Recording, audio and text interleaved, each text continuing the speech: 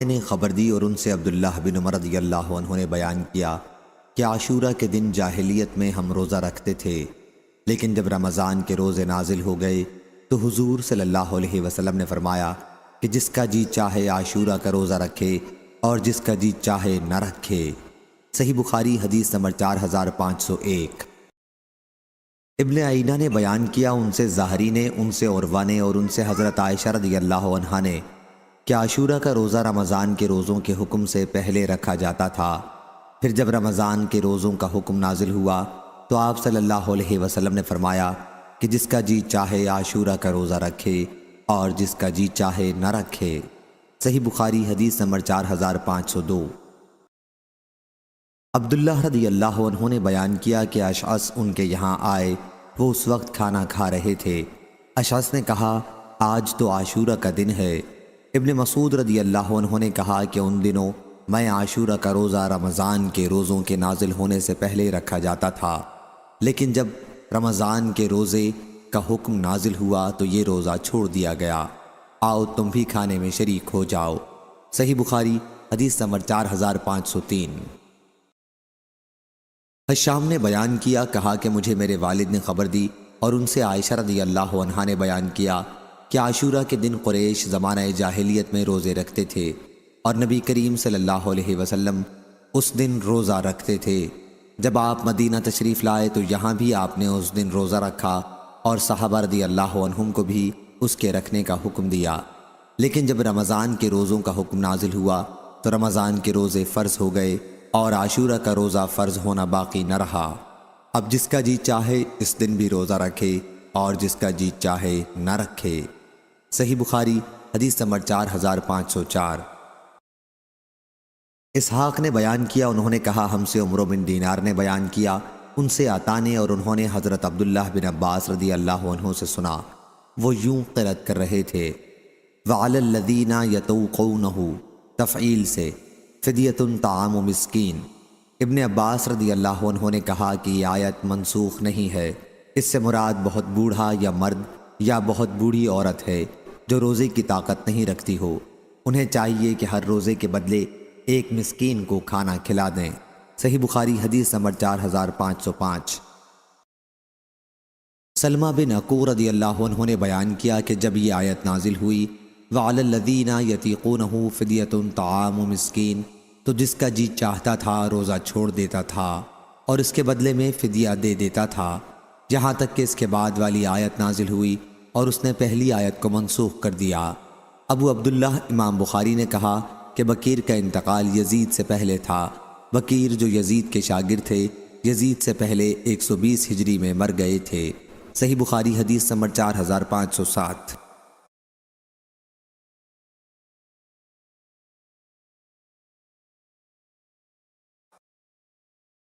احمد بن عثمان نے بیان کیا، ان سے شریح بن مسلمہ نے بیان کیا، کہا کہ مجھ سے ابراہیم بن یوسف نے بیان کیا، ان سے ان کے والد نے، ان سے ابو اسحاق نے بیان کیا، انہوں نے برا بن عازب رضی اللہ عنہ سے سنا کہ جب رمضان کے روزے کا حکم نازل ہوا تو مسلمان پورے رمضان اپنی بیویوں کے قریب نہیں جاتے تھے اور کچھ لوگوں نے اپنے کو خیانت میں مبتلا کر لیا تھا۔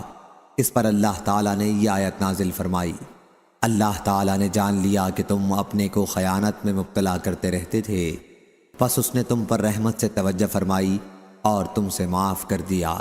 صحیح بخاری حدیث نمبر 4508۔ عامر شعبی نے عدی بن حاتم رضی اللہ عنہ سے بیان کیا کہ انہوں نے ایک سفید دھاگا اور ایک سیاہ دھاگا لیا اور سوتے ہوئے اپنے ساتھ رکھ لیا۔ جب رات کا کچھ حصہ گزر گیا تو انہوں نے اسے دیکھا، وہ دونوں میں تمیز نہیں ہوئی۔ جب صبح ہوئی تو عرض کیا، یا رسول اللہ صلی اللہ علیہ وسلم، میں نے اپنے تکیے کے نیچے سفید و سیاہ دھاگے رکھے ہوئے تھے اور کچھ نہیں ہوا، تو حضور صلی اللہ علیہ وسلم نے اس پر بطور مذاق کے فرمایا، پھر تو تمہارا تکیہ بہت لمبا چوڑا ہوگا کہ صبح کا سفید خط اور سیاہ خط اس کے نیچے آ گیا تھا۔ صحیح بخاری حدیث نمبر 4509۔ عدی بن حاتم رضی اللہ عنہ نے بیان کیا کہ میں نے عرض کیا، یا رسول اللہ صلی اللہ علیہ وسلم، آیت میں الخیط الابیض اور الخیط الاسود سے کیا مراد ہے؟ کیا ان سے مراد دو دھاگے ہیں؟ حضور اکرم صلی اللہ علیہ وسلم نے فرمایا کہ تمہاری کھوپڑی پھر تو بڑی لمبی چوڑی ہوگی اگر تم نے رات کو 2 دھاگے دیکھے ہیں۔ پھر فرمایا کہ ان سے مراد رات کی سیاہی اور صبح کی سفیدی ہے۔ صحیح بخاری حدیث نمبر 4510۔ حضرت سہل بن سعد رضی اللہ عنہ نے بیان کیا کہ جب یہ آیت نازل ہوئی کہ کلوا واشربوا حتی یتبین لکم الخیط الابیض من الخیط الاسود اور من الفجر کے الفاظ ابھی نازل نہیں ہوئے تھے، تو کئی لوگ جب روزہ رکھنے کا ارادہ کرتے تو اپنے دونوں پاؤں میں سفید اور سیاہ دھاگا باندھ لیتے، اور پھر جب تک وہ دونوں دھاگے صاف دکھائی دینے نہ لگ جاتے برابر کھاتے پیتے رہتے۔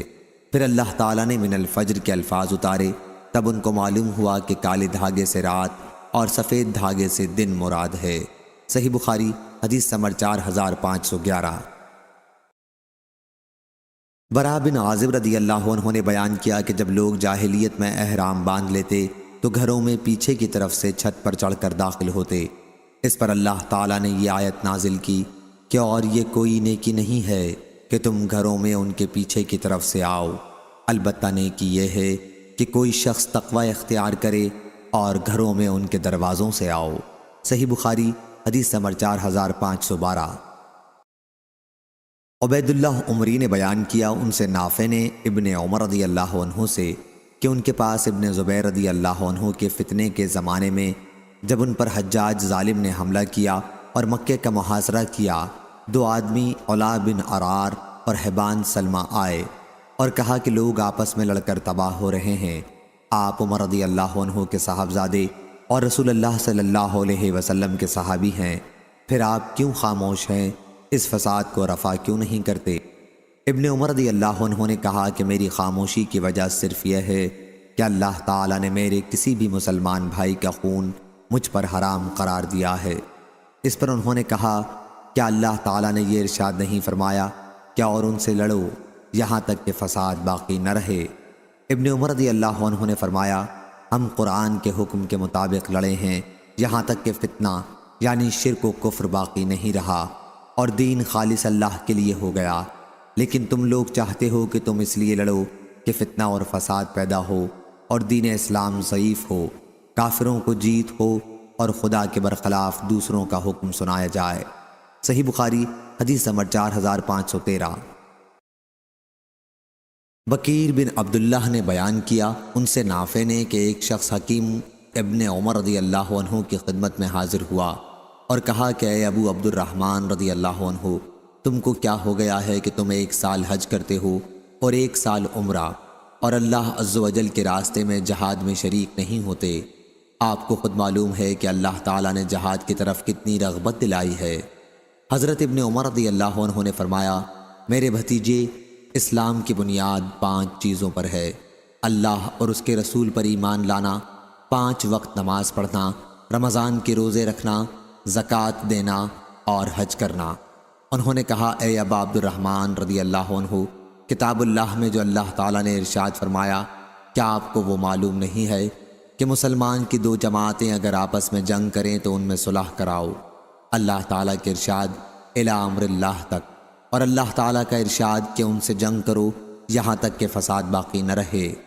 حضرت ابن عمر رضی اللہ عنہ بولے کہ رسول اللہ صلی اللہ علیہ وسلم کے عہد میں ہم یہ فرض انجام دے چکے ہیں۔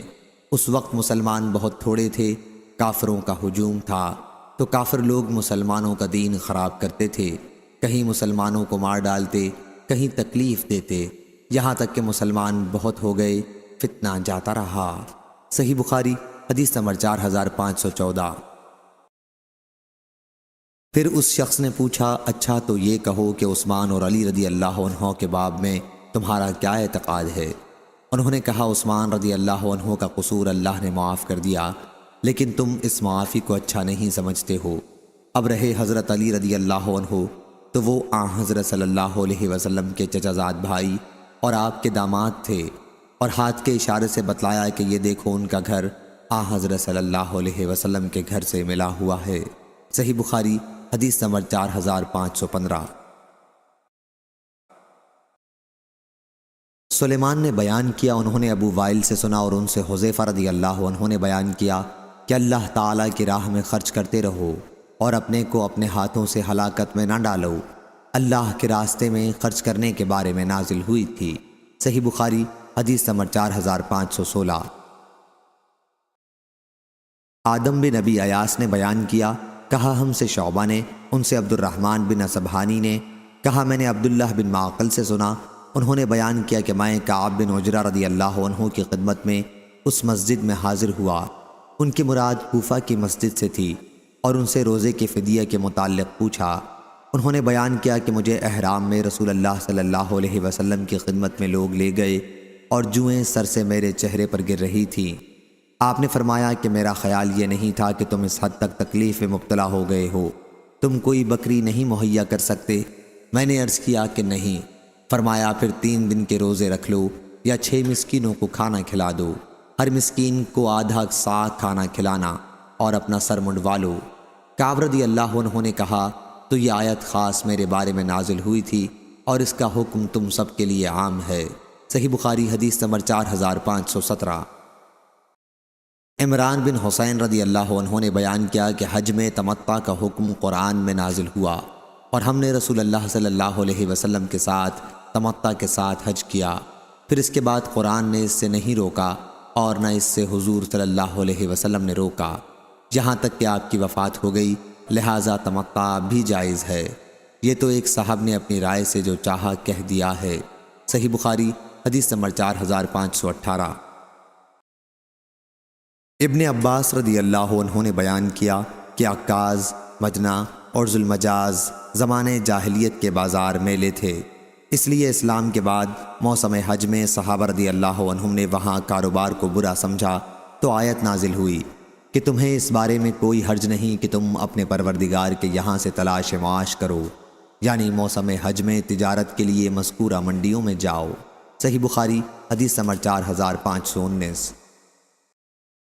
شام نے بیان کیا ان سے ان کے والد نے اور ان سے ام المومنین حضرت عائشہ صدیقہ رضی اللہ عنہا نے کہ قریش اور ان کے طریقے کی پیروی کرنے والے عرب حج کے لیے مزدلفہ میں ہی وقوف کیا کرتے تھے، اس کا نام انہوں نے الحمص رکھا تھا، اور باقی عرب عرفات کے میدان میں وقوف کرتے تھے۔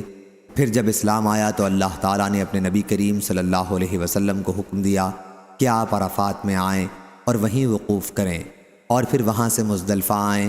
آیت ثم افیضوا من حیث افاض الناس سے یہی مراد ہے۔ صحیح بخاری حدیث نمبر 4520۔ قریب نے خبر دی اور ان سے حضرت عبداللہ بن عباس رضی اللہ عنہ نے بیان کیا کہ جو کوئی تمتع کرے، عمرہ کر کے احرام کھول ڈالے، وہ جب تک حج کا احرام نہ باندھے بیت اللہ کا نفل طواف کرتا رہے۔ جب حج کا احرام باندھے اور عرفات جانے کو سوار ہو تو حج کے بعد جو قربانی ہو سکے وہ کرے، اونٹ ہو یا گائے یا بکری، ان تینوں میں سے جو ہو سکے۔ اگر قربانی میسر نہ ہو تو 3 روزے حج کے دنوں میں رکھے۔ عرفہ کے دن سے پہلے اگر آخری روزہ عرفہ کے دن آ جائے تب بھی کوئی قباحت نہیں۔ شہر مکہ سے چل کر عرفات کو جائے، وہاں عصر کی نماز سے رات کی تاریکی ہونے تک ٹھہرے، پھر عرفات سے اس وقت لوٹے جب دوسرے لوگ لوٹیں، اور سب لوگوں کے ساتھ رات مزدلفہ میں گزارے اور اللہ کی یاد اور تکبیر اور تحلیل بہت کرتا رہے صبح ہونے تک۔ صبح کو لوگوں کے ساتھ مزدلفہ سے منی لوٹے، جیسے اللہ نے فرمایا ثم افیضوا من حیث افاض الناس الآیت، یعنی کنکریاں مارنے تک اسی طرح اللہ کو یاد اور تکبیر و تحلیل کرتے رہو۔ صحیح بخاری حدیث نمبر 4521۔ انس بن مالک رضی اللہ عنہ نے بیان کیا کہ نبی کریم صلی اللہ علیہ وسلم دعا کرتے تھے، اے پروردگار ہمارے، ہم کو دنیا میں بھی بہتری دے اور آخرت میں بھی بہتری، اور ہم کو دوزخ کے عذاب سے بچائیو۔ صحیح بخاری حدیث نمبر 4522۔ سفیان ثوری نے بیان کیا، کہا ان سے ابن جریج نے، ان سے ابن ابی ملیکہ نے اور ان سے عائشہ رضی اللہ عنہا نے نبی کریم صلی اللہ علیہ وسلم سے کہ اللہ تعالیٰ کے نزدیک سب سے زیادہ ناپسندیدہ شخص وہ ہے جو سخت جھگڑالو ہو۔ اور عبداللہ بن ولید ادنی نے بیان کیا کہ ہم سے سفیان ثوری نے بیان کیا، مجھ سے ابن جریج نے بیان کیا، ان سے ابن ابی ملیکہ نے، ان سے حضرت عائشہ رضی اللہ عنہا نے، اور ان سے نبی کریم صلی اللہ علیہ وسلم نے فرمایا، وہی حدیث جو اوپر گزری۔ صحیح بخاری حدیث نمبر 4523۔ ابن جریج نے بیان کیا، کہا کہ میں نے ابن ابی ملیکہ سے سنا، بیان کیا کہ ابن عباس رضی اللہ عنہ سورہ یوسف کی آیت حتیٰ اذا استیأس الرسل وظنوا انہم قد کذبوا میں کذبوا کو زال کی تخفیف کے ساتھ قرأت کیا کرتے تھے۔ آیت کا جو مفہوم وہ مراد لے سکتے تھے لیا، اس کے بعد یوں تلاوت کرتے حتیٰ یقول الرسول والذین آمنوا معہ متی نصر اللہ الا ان النصر اللہ القریب۔ پھر میری ملاقات عروہ بن زبیر سے ہوئی تو میں نے ان سے ابن عباس رضی اللہ عنہ کی تفسیر کا ذکر کیا۔ صحیح بخاری حدیث نمبر 4524۔ انہوں نے بیان کیا کہ حضرت عائشہ رضی اللہ عنہا تو کہتی تھیں، اللہ کی پناہ، پیغمبر تو جو وعدہ اللہ نے ان سے کیا ہے اس کو سمجھتے ہیں کہ وہ مرنے سے پہلے ضرور پورا ہوگا۔ بات یہ ہے کہ پیغمبروں کی آزمائش برابر ہوتی رہی ہے۔ مدد آنے میں اتنی دیر ہوئی کہ پیغمبر ڈر گئے، ایسا نہ ہو ان کی امت کے لوگ ان کو جھوٹا سمجھ لیں، تو حضرت عائشہ رضی اللہ عنہا اس آیت سورہ یوسف کو یوں پڑھتی تھیں، وَظَنُّوا أَنَّهُمْ قَدْ كَذَّبُوا زال کو تشدید کے ساتھ۔ صحیح بخاری حدیث نمبر 4525۔ نافع نے بیان کیا کہ جب ابن عمر رضی اللہ عنہ قرآن پڑھتے تو اور کوئی لفظ زبان پر نہیں لاتے، یہاں تک کہ تلاوت سے فارغ ہو جاتے۔ ایک دن میں قرآن مجید لے کر ان کے سامنے بیٹھ گیا اور انہوں نے سورہ بقرہ کی تلاوت شروع کی۔ جب اس آیت نساکم حرث لکم الاخ پر پہنچے تو فرمایا، معلوم ہے یہ آیت کس کے بارے میں نازل ہوئی تھی؟ میں نے عرض کیا کہ نہیں۔ فرمایا کہ فلاں فلاں چیز یعنی عورت سے پیچھے کی طرف سے جمع کرنے کے بارے میں نازل ہوئی تھی، اور پھر تلاوت کرنے لگے۔ صحیح بخاری حدیث نمبر 4526۔ ایوب نے بیان کیا ان سے نافع نے اور ان سے ابن عمر رضی اللہ عنہ نے کہ آیت سو تم اپنے کھیت میں آؤ جس طرح چاہو کے بارے میں فرمایا کہ پیچھے سے بھی آ سکتا ہے، اور اس حدیث کو محمد بن یحییٰ بن سعید قطان نے بھی اپنے والد سے، انہوں نے عبید اللہ سے، انہوں نے نافع سے، اور انہوں نے عبداللہ بن عمر رضی اللہ عنہ سے روایت کیا ہے۔ صحیح بخاری حدیث نمبر 4527۔ سفیان ثوری نے بیان کیا ان سے محمد بن منکدر نے، اور انہوں نے جابر رضی اللہ عنہ سے سنا، انہوں نے بیان کیا کہ یہودی کہتے تھے کہ اگر عورت سے ہم بستری کے لیے کوئی پیچھے سے آئے گا تو بچہ بھینگا پیدا ہوگا۔ اس پر یہ آیت نازل ہوئی کہ تمہاری بیویاں تمہاری کھیتی ہیں، سو اپنے کھیت میں آؤ جدھر سے چاہو۔ صحیح بخاری حدیث نمبر 4528۔ معقل بن یسار رضی اللہ عنہ نے بیان کیا کہ میری ایک بہن تھیں، ان کو ان کے اگلے خاوند نے نکاح کا پیغام دیا۔ دوسری سند اور ابراہیم بن تہمان نے بیان کیا ان سے یونس نے، ان سے امام حسن بصری نے، اور ان سے معقل بن یسار رضی اللہ عنہ نے بیان کیا۔ تیسری سند اور امام بخاری نے کہا کہ ہم سے ابو معمر نے بیان کیا، کہا ہم سے عبد الوارث نے بیان کیا، کہا ہم سے یونس نے بیان کیا، اور ان سے امام حسن بصری نے کہ معقل بن یسار رضی اللہ عنہ کی بہن کو ان کے شوہر نے طلاق دے دی تھی، لیکن جب عدت گزر گئی اور طلاق بائن ہو گئی تو انہوں نے پھر ان کے لیے پیغام نکاح بھیجا۔ معقل رضی اللہ عنہ نے اس پر انکار کیا مگر عورت چاہتی تھی، تو یہ آیت نازل ہوئی کہ تم انہیں اس سے مت روکو کہ وہ اپنے پہلے شوہر سے دوبارہ نکاح کریں۔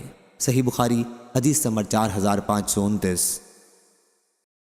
عبداللہ بن زبیر رضی اللہ عنہ نے بیان کیا کہ میں نے آیت والذین یتوفون منکم یعنی اور تم میں سے جو لوگ وفات پا جاتے ہیں اور بیویاں چھوڑ جاتے ہیں کے متعلق عثمان رضی اللہ عنہ سے عرض کیا کہ اس آیت کو دوسری آیت نے منسوخ کر دیا ہے، اس لیے آپ اسے مصحف میں نہ لکھیں، یا یہ کہا کہ نہ رہنے دیں۔ اس پر عثمان رضی اللہ عنہ نے کہا کہ بیٹے، میں قرآن کا کوئی حرف اس کی جگہ سے نہیں ہٹا سکتا۔ صحیح بخاری حدیث نمبر 4530۔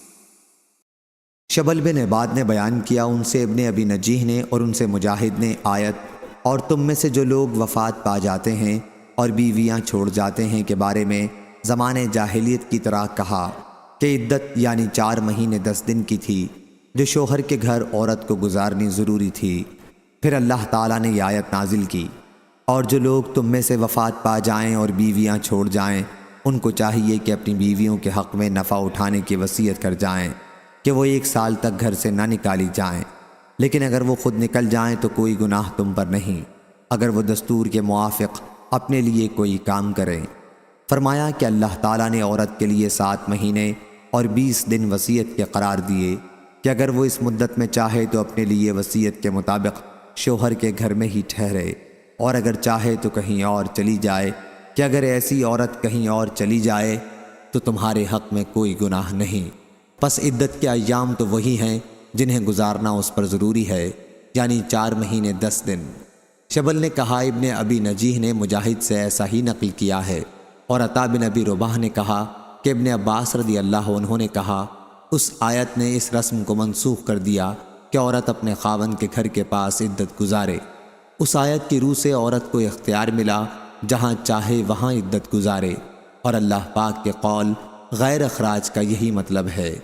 عطا نے کہا عورت اگر چاہے تو اپنے خاوند کے گھر والوں میں عدت گزارے اور خاوند کی وصیت کے موافق اسی کے گھر میں رہے، اور اگر چاہے تو وہاں سے نکل جائے، کیونکہ اللہ تعالیٰ نے فرمایا اگر وہ نکل جائیں تو دستور موافق اپنے حق میں جو بات کریں اس میں کوئی گناہ تم پر نہ ہوگا۔ عطا نے کہا کہ پھر میراث کا حکم نازل ہوا جو سورہ نساء میں ہے، اور اس نے عورت کے لیے گھر میں رکھنے کے حکم کو منسوخ قرار دیا۔ اب عورت جہاں چاہے عدت گزار سکتی ہے، اسے مکان کا خرچہ دینا ضروری نہیں۔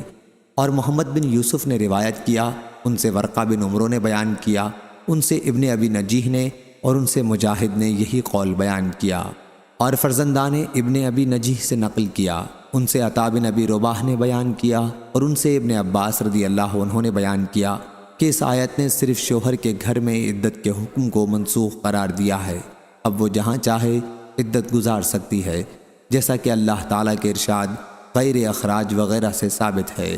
صحیح بخاری حدیث نمبر 4531۔ عبداللہ بن عون نے خبر دی، ان سے محمد بن سیرین نے بیان کیا کہ میں انصار کی ایک مجلس میں حاضر ہوا، بڑے بڑے انصاری وہاں موجود تھے اور عبد الرحمن بن ابی لیلہ بھی وہاں موجود تھے۔ میں نے وہاں صبیہ بنت حارث کے باب سے متعلق عبداللہ بن عتبہ کی حدیث کا ذکر کیا۔ عبد الرحمن نے کہا لیکن عبداللہ بن عتبہ کے چچا عبداللہ بن مسعود رضی اللہ عنہ ایسا نہیں کہتے تھے۔ محمد بن سیرین نے کہا کہ میں نے کہا کہ پھر تو میں نے ایک ایسے بزرگ عبداللہ بن عتبہ کے متعلق جھوٹ بولنے میں دلیری کی ہے کہ جو کوفہ میں ابھی زندہ موجود ہیں۔ میری آواز بلند ہو گئی تھی۔ ابن سیرین نے کہا کہ پھر جب میں باہر نکلا تو راستے میں مالک بن عامر یا مالک بن عوف سے میری ملاقات ہو گئی۔ راوی کو شک ہے یہ ابن مسعود رضی اللہ عنہ کے رفیقوں میں سے تھے۔ میں نے ان سے پوچھا کہ جس عورت کے شوہر کا انتقال ہو جائے اور وہ حمل سے ہو تو ابن مسعود رضی اللہ عنہ اس کی عدت کے متعلق کیا فتویٰ دیتے تھے؟ انہوں نے کہا کہ ابن مسعود رضی اللہ عنہ کہتے تھے کہ تم لوگ اس حاملہ پر سختی کے متعلق کیوں سوچتے ہو؟ اس پر آسانی نہیں کرتے، اس کو لمبی عدت کا حکم دیتے ہو۔ سورہ نساء چھوٹی، سورہ طلاق لمبی سورہ نساء کے بعد نازل ہوئی ہے۔ اور ایوب سختیانی نے بیان کیا، ان سے محمد بن سیرین نے کہا میں ابو عطیہ مالک بن عامر سے ملا۔ صحیح بخاری حدیث نمبر 4532۔ حشام بن حسان نے بیان کیا، ان سے محمد بن سیرین نے، ان سے عبیدہ نے، اور ان سے حضرت علی رضی اللہ عنہ نے بیان کیا کہ نبی کریم صلی اللہ علیہ وسلم نے فرمایا۔ دوسری سند امام بخاری نے کہا کہ مجھ سے عبد الرحمن بن بشر بن حکم نے بیان کیا، کہا ہم سے یحییٰ بن سعید قطان نے بیان کیا، ان سے حشام بن حسان نے کہا کہ مجھ سے محمد بن سیرین نے بیان کیا، ان سے عبیدہ بن عمرو نے، اور ان سے علی رضی اللہ عنہ نے کہ نبی کریم صلی اللہ علیہ وسلم نے غزوہ خندق کے موقع پر فرمایا تھا ان کفار نے ہمیں درمیانی نماز نہیں پڑھنے دی یہاں تک کہ سورج غروب ہو گیا۔ خدا ان کی قبروں اور گھروں کو یا ان کے پیٹوں کو آگ سے بھر دے۔ قبروں اور گھروں یا پیٹوں کے لفظ میں شک یحییٰ بن سعید راوی کی طرف سے ہے۔ صحیح بخاری حدیث نمبر 4533۔ زید بن ارقم رضی اللہ عنہ نے بیان کیا کہ پہلے ہم نماز پڑھتے ہوئے بات بھی کر لیا کرتے تھے۔ کوئی بھی شخص اپنے دوسرے بھائی سے اپنی کسی ضرورت کے لیے بات کر لیتا تھا، یہاں تک کہ یہ آیت نازل ہوئی، سبھی نمازوں کی پابندی رکھو اور خاص طور پر بیچ والی نماز کی، اور اللہ کے سامنے فرما برداروں کی طرح کھڑے ہوا کرو۔ اس آیت کے ذریعے ہمیں نماز میں چپ رہنے کا حکم دیا گیا۔ صحیح بخاری حدیث نمبر 4534۔ امام مالک نے بیان کیا ان سے نافع نے کہ جب حضرت عبداللہ بن عمر رضی اللہ عنہ سے نماز خوف کے متعلق پوچھا جاتا تو وہ فرماتے کہ امام مسلمانوں کی ایک جماعت کو لے کر خود آگے بڑھے اور انہیں ایک رکعت نماز پڑھائے۔ اس دوران میں مسلمانوں کی دوسری جماعت ان کے اور دشمن کے درمیان میں رہے، یہ لوگ نماز میں ابھی شریک نہ ہوں۔ پھر جب امام ان لوگوں کو ایک رکعت پڑھا چکے جو پہلے اس کے ساتھ تھے، تو اب یہ لوگ پیچھے ہٹ جائیں اور ان کی جگہ لے لیں جنہوں نے اب تک نماز نہیں پڑھی ہے، لیکن یہ لوگ سلام نہ پھیریں۔ اب وہ لوگ آگے بڑھیں جنہوں نے نماز نہیں پڑھی ہے، اور امام انہیں بھی ایک رکعت نماز پڑھائے۔ اب امام 2 رکعت پڑھ چکنے کے بعد نماز سے فارغ ہو چکا، پھر دونوں جماعتیں جنہوں نے الگ الگ امام کے ساتھ ایک ایک رکعت نماز پڑھی تھی اپنی باقی ایک ایک رکعت ادا کر لیں، جبکہ امام اپنی نماز سے فارغ ہو چکا ہے۔ اس طرح دونوں جماعتوں کی 2 رکعت پوری ہو جائیں گے، لیکن اگر خوف اس سے بھی زیادہ ہے تو ہر شخص تنہا نماز پڑھ لے، پیدل ہو یا سوار، قبلے کی طرف رخ ہو یا نہ ہو۔ امام مالک نے بیان کیا ان سے نافع نے کہ مجھ کو یقین ہے کہ حضرت عبداللہ بن عمر رضی اللہ عنہ نے یہ باتیں رسول کریم صلی اللہ علیہ وسلم سے سن کر ہی بیان کی ہیں۔ صحیح بخاری حدیث نمبر 4535۔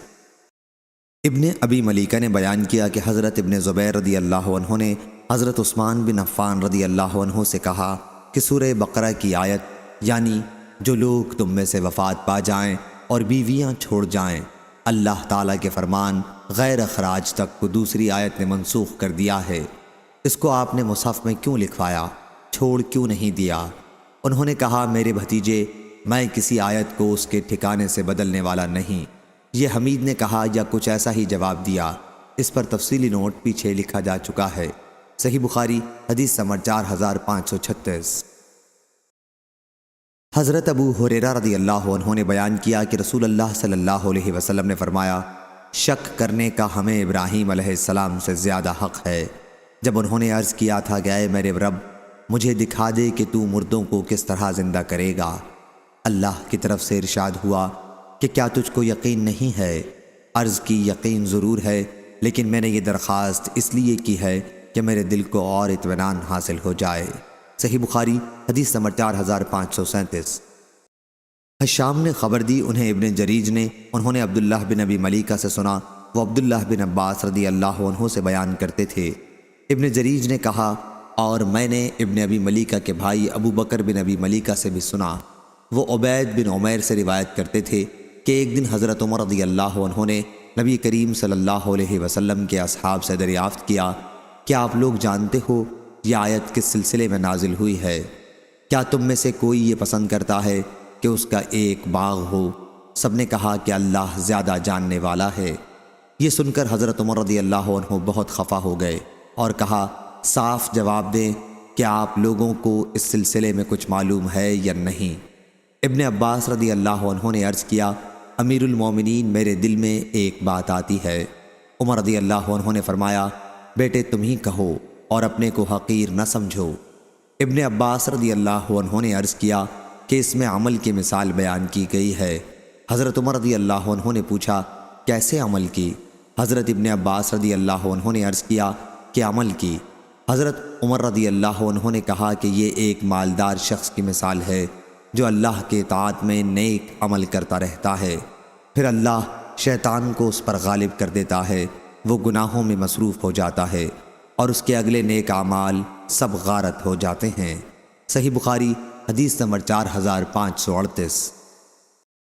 عطا بن یسار اور عبد الرحمن بن ابی عمرہ انصاری نے بیان کیا اور انہوں نے کہا ہم نے حضرت ابو ہریرہ رضی اللہ عنہ سے سنا، انہوں نے بیان کیا کہ نبی کریم صلی اللہ علیہ وسلم نے فرمایا مسکین وہ نہیں ہے جسے 1 یا 2 کھجور 1 یا 2 لقمے در بدر لیے پھریں، بلکہ مسکین وہ ہے جو مانگنے سے بچتا رہے۔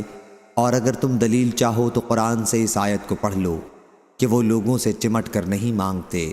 صحیح بخاری حدیث نمبر 4539۔ مسلم نے بیان کیا ان سے مسروق نے اور ان سے ام المومنین حضرت عائشہ رضی اللہ عنہا نے بیان کیا کہ جب سود کے سلسلے میں سورہ بقرہ کی آخری آیتیں نازل ہوئیں تو رسول اللہ صلی اللہ علیہ وسلم نے انہیں پڑھ کر لوگوں کو سنایا اور اس کے بعد شراب کی تجارت بھی حرام قرار پائی۔ صحیح بخاری حدیث نمبر 4540۔ محمد بن جعفر نے خبر دی، انہیں شعبہ نے، انہیں سلیمان عامش نے، انہوں نے کہا کہ میں نے ابو الضحیٰ سے سنا، وہ مسروق سے روایت کرتے تھے کہ ان سے حضرت عائشہ رضی اللہ عنہا نے بیان کیا، جب سورہ بقرہ کی آخری آیتیں نازل ہوئیں تو رسول اللہ صلی اللہ علیہ وسلم باہر تشریف لائے اور مسجد میں انہیں پڑھ کر سنایا۔ اس کے بعد شراب کی تجارت حرام ہو گئی۔ صحیح بخاری حدیث نمبر 4541۔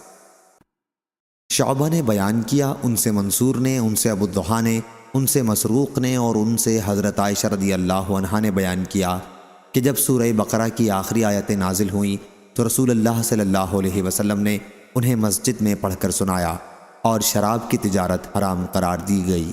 صحیح بخاری حدیث نمبر 4542۔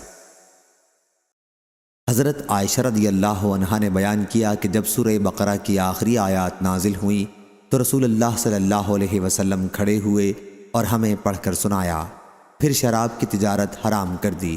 صحیح بخاری حدیث نمبر 4543۔ حضرت ابن عباس رضی اللہ عنہ نے بیان کیا کہ آخری آیت جو نبی کریم صلی اللہ علیہ وسلم پر نازل ہوئی وہ سود کی آیت تھی۔ صحیح بخاری حدیث نمبر 4544۔ بکیر حران نے بیان کیا، ان سے شعبہ نے، ان سے خالد حذا نے، ان سے مروان اصفر نے اور ان سے نبی کریم صلی اللہ علیہ وسلم کے ایک صحابی یعنی حضرت ابن عمر رضی اللہ عنہ نے کہ آیت اور جو کچھ تمہارے نفسوں کے اندر ہے اگر تم ان کو ظاہر کرو یا چھپائے رکھو آخر تک منسوخ ہو گئی تھی۔ صحیح بخاری حدیث نمبر 4545۔ شعبہ نے خبر دی، انہیں خالد حذا نے، انہیں مروان اصفر نے اور انہیں نبی کریم صلی اللہ علیہ وسلم کے ایک صحابی نے کہا کہ وہ حضرت ابن عمر رضی اللہ عنہ ہیں، انہوں نے آیت وَإِن تُبْدُوا مَا فِي أَنفُسِكُمْ أَوْ تَخْفُوهُ کے متعلق بتلایا کہ اس آیت کو اس کے بعد کی آیت لا یکلف اللہ نفسا الا وسعها نے منسوخ کر دیا ہے۔ صحیح بخاری حدیث نمبر 4546۔ یزید بن ابراہیم تستری نے بیان کیا، ان سے ابن ابی ملیکہ نے، ان سے قاسم بن محمد نے اور ان سے حضرت عائشہ رضی اللہ عنہا نے کہ رسول اللہ صلی اللہ علیہ وسلم نے اس آیت کی تلاوت کی، وَهُوَ الَّذِي أَنزَلَ عَلَيْكَ الْكِتَابَ، یعنی وہ وہی خدا ہے جس نے تجھ پر کتاب اتاری ہے، اس میں محکم آیتیں ہیں اور وہی کتاب کا اصل دار و مدار ہیں اور دوسری آیتیں متشابہ ہیں، سو وہ لوگ جن کے دلوں میں چڑپن ہے وہ اس کے اسی حصے کے پیچھے لگ جاتے ہیں جو متشابہ ہیں، فتنے کی تلاش میں اور اس کی غلط تعویل کی تلاش میں، آخر آیت اولی الباب تک۔ حضرت عائشہ رضی اللہ عنہا نے کہا کہ حضرت صلی اللہ علیہ وسلم نے فرمایا، جب تم ایسے لوگوں کو دیکھو جو متشابہ آیتوں کے پیچھے پڑے ہوئے ہوں تو یاد رکھو کہ یہ وہی لوگ ہیں جن کا اللہ تعالیٰ نے آیت بالا میں ذکر فرمایا ہے، اس لیے ان سے بچتے رہو۔ صحیح بخاری حدیث نمبر 4547۔ معمر نے خبر دی، انہیں زہری نے، انہیں سعید بن مسیب نے اور انہیں حضرت ابو ہریرہ رضی اللہ عنہ نے کہ رسول کریم صلی اللہ علیہ وسلم نے فرمایا، ہر بچہ جب پیدا ہوتا ہے تو شیطان اسے پیدا ہوتے ہی چھوتا ہے جس سے وہ بچہ چلاتا ہے، سوا مریم اور ان کے بیٹے عیسیٰ علیہ السلام کے۔ پھر حضرت ابو ہریرہ رضی اللہ عنہ نے کہا کہ اگر تمہارا جی چاہے تو یہ آیت پڑھ لو، وَإِنِّي أُعِيذُهَا بِكَ وَذُرِّيَّتَهَا مِنَ الشَّيْطَانِ الرَّجِيمِ، ترجمہ وہی ہے جو اوپر گزر چکا۔ یہ کلمہ حضرت مریم کی ماں نے کہا تھا، اللہ نے ان کی دعا قبول کی اور مریم اور عیسیٰ علیہ السلام کو شیطان کے ہاتھ لگانے سے بچا لیا۔ صحیح بخاری حدیث نمبر 4548۔ حضرت عبداللہ بن مسعود رضی اللہ عنہ نے بیان کیا کہ رسول کریم صلی اللہ علیہ وسلم نے فرمایا، جس شخص نے اس لیے قسم کھا لی کہ کسی مسلمان کا مال جھوٹ بول کر وہ مار لے تو جب وہ اللہ سے ملے گا اللہ تعالیٰ اس پر نہایت ہی غضبناک ہوگا۔ پھر اللہ تعالیٰ نے آپ کے اس فرمان کی تصدیق میں یہ آیت نازل کی، بے شک جو لوگ اللہ کے عہد اور اپنی قسموں کو تھوڑی قیمت پر بیچتے ہیں یہ وہی لوگ ہیں جن کے لیے آخرت میں کوئی بھلائی نہیں ہے، آخر آیت تک۔ ابو وائل نے بیان کیا کہ حضرت اشعث بن قیس کندی رضی اللہ عنہ تشریف لائے اور پوچھا، ابو عبد الرحمن حضرت عبداللہ بن مسعود رضی اللہ عنہ نے آپ لوگوں سے کوئی حدیث بیان کی ہے؟ ہم نے بتایا کہ ہاں، اس طرح سے حدیث بیان کی ہے۔ اشعث رضی اللہ عنہ نے اس پر کہا کہ یہ آیت تو میرے ہی بارے میں نازل ہوئی تھی۔ میرے ایک چچا کے بیٹے کی زمین میں میرا ایک کنواں تھا، ہم دونوں کا اس کے بارے میں جھگڑا ہوا اور مقدمہ حضرت صلی اللہ علیہ وسلم کی خدمت میں پیش ہوا تو آپ نے مجھ سے فرمایا کہ تو گواہ پیش کر یا پھر اس کی قسم پر فیصلہ ہوگا۔ میں نے کہا پھر تو یا رسول اللہ وہ جھوٹی قسم کھا لے گا۔ آپ صلی اللہ علیہ وسلم نے فرمایا کہ جو شخص جھوٹی قسم اس لیے کھائے کہ اس کے ذریعے کسی مسلمان کا مال لے لے اور اس کی نیت بری ہو تو وہ اللہ تعالیٰ سے اس حالت میں ملے گا کہ اللہ اس پر نہایت ہی غضبناک ہوگا۔ صحیح بخاری حدیث نمبر 4549 4550۔ عوام بن حوشب نے خبر دی، انہیں ابراہیم بن عبد الرحمن نے اور انہیں حضرت عبداللہ بن ابی اوفیٰ رضی اللہ عنہ نے کہ ایک شخص نے بازار میں سامان بیچتے ہوئے قسم کھا لی کہ فلاں شخص اس سامان کا اتنا روپیہ دے رہا تھا، حالانکہ کسی نے اتنی قیمت نہیں لگائی تھی، بلکہ اس کا مقصد یہ تھا کہ اس طرح کسی مسلمان کو وہ دھوکہ دے کر اسے ٹھگ لے۔ تو اس پر یہ آیت نازل ہوئی کہ بے شک جو لوگ اللہ کے عہد اور اپنی قسموں کو تھوڑی قیمت پر بیچتے ہیں، آخری آیت تک۔ صحیح بخاری حدیث نمبر 4551۔ عبداللہ بن داؤد نے بیان کیا، ان سے ابن جریج نے، ان سے ابن ابی ملیکہ نے کہ دو عورتیں کسی گھر یا حجرے میں بیٹھ کر موزے بنایا کرتی تھیں۔ ان میں سے ایک عورت باہر نکلی، اس کے ہاتھ میں موزے سینے کا سوا چبھو دیا گیا تھا۔ اس نے دوسری عورت پر دعویٰ کیا۔ یہ مقدمہ حضرت ابن عباس رضی اللہ عنہ کے پاس آیا تو انہوں نے کہا کہ رسول اللہ صلی اللہ علیہ وسلم نے فرمایا تھا کہ اگر صرف دعوے کی وجہ سے لوگوں کا مطالبہ مان لیا جانے لگے تو بہت سوں کا خون اور مال برباد ہو جائے گا۔ جب گواہ نہیں تو دوسری عورت کو جس پر یہ الزام ہے اللہ سے ڈراؤ اور اس کے سامنے یہ آیت پڑھو، ان الذین یشترون بعہد اللہ و ایمانہم۔ چنانچہ جب لوگوں نے اسے اللہ سے ڈرایا تو اس نے اقرار کر لیا۔ حضرت ابن عباس رضی اللہ عنہ نے کہا کہ حضور اکرم صلی اللہ علیہ وسلم نے فرمایا ہے قسم مدعی علیہ پر ہے۔ صحیح بخاری حدیث نمبر 4552۔ حضرت ابن عباس رضی اللہ عنہ نے بیان کیا، کہا کہ مجھ سے حضرت ابو سفیان رضی اللہ عنہ نے منہ در منہ بیان کیا۔ انہوں نے بتلایا کہ جس مدت میں میرے اور رسول کریم صلی اللہ علیہ وسلم کے درمیان صلح حدیبیہ کے معاہدے کے مطابق تھی، میں سفر تجارت پر شام میں گیا ہوا تھا۔ کیا حضور صلی اللہ علیہ وسلم کا خط ہرقل کے پاس پہنچا؟ انہوں نے بیان کیا کہ حضرت واہیہ کلبی رضی اللہ عنہ وہ خط لائے تھے اور عظیم بصرہ کے حوالے کر دیا تھا اور ہرقل کے پاس اسی سے پہنچا تھا۔ ابو سفیان رضی اللہ عنہ نے بیان کیا کہ ہرقل نے پوچھا کیا ہماری حدود سلطنت میں اس شخص کی قوم کے بھی کچھ لوگ ہیں جو نبی ہونے کا دعوے دار ہے؟ درباریوں نے بتایا کہ جی ہاں موجود ہیں۔ ابو سفیان رضی اللہ عنہ نے بیان کیا کہ پھر مجھے قریش کے چند دوسرے آدمیوں کے ساتھ بلایا گیا۔ ہم ہرقل کے دربار میں داخل ہوئے اور اس کے سامنے ہمیں بٹھا دیا گیا۔ اس نے پوچھا تم لوگوں میں اس شخص سے زیادہ قریبی کون ہے جو نبی ہونے کا دعویٰ کرتا ہے؟ ابو سفیان رضی اللہ عنہ نے بیان کیا کہ میں نے کہا کہ میں زیادہ قریب ہوں۔ اب درباریوں نے مجھے بادشاہ کے بالکل قریب بٹھا دیا اور میرے دوسرے ساتھیوں کو میرے پیچھے بٹھا دیا۔ اس کے بعد ترجمان کو بلایا اور اس سے ہرقل نے کہا کہ انہیں بتاؤ کہ میں اس شخص کے بارے میں تم سے کچھ سوالات کروں گا جو نبی ہونے کا دعوے دار ہے۔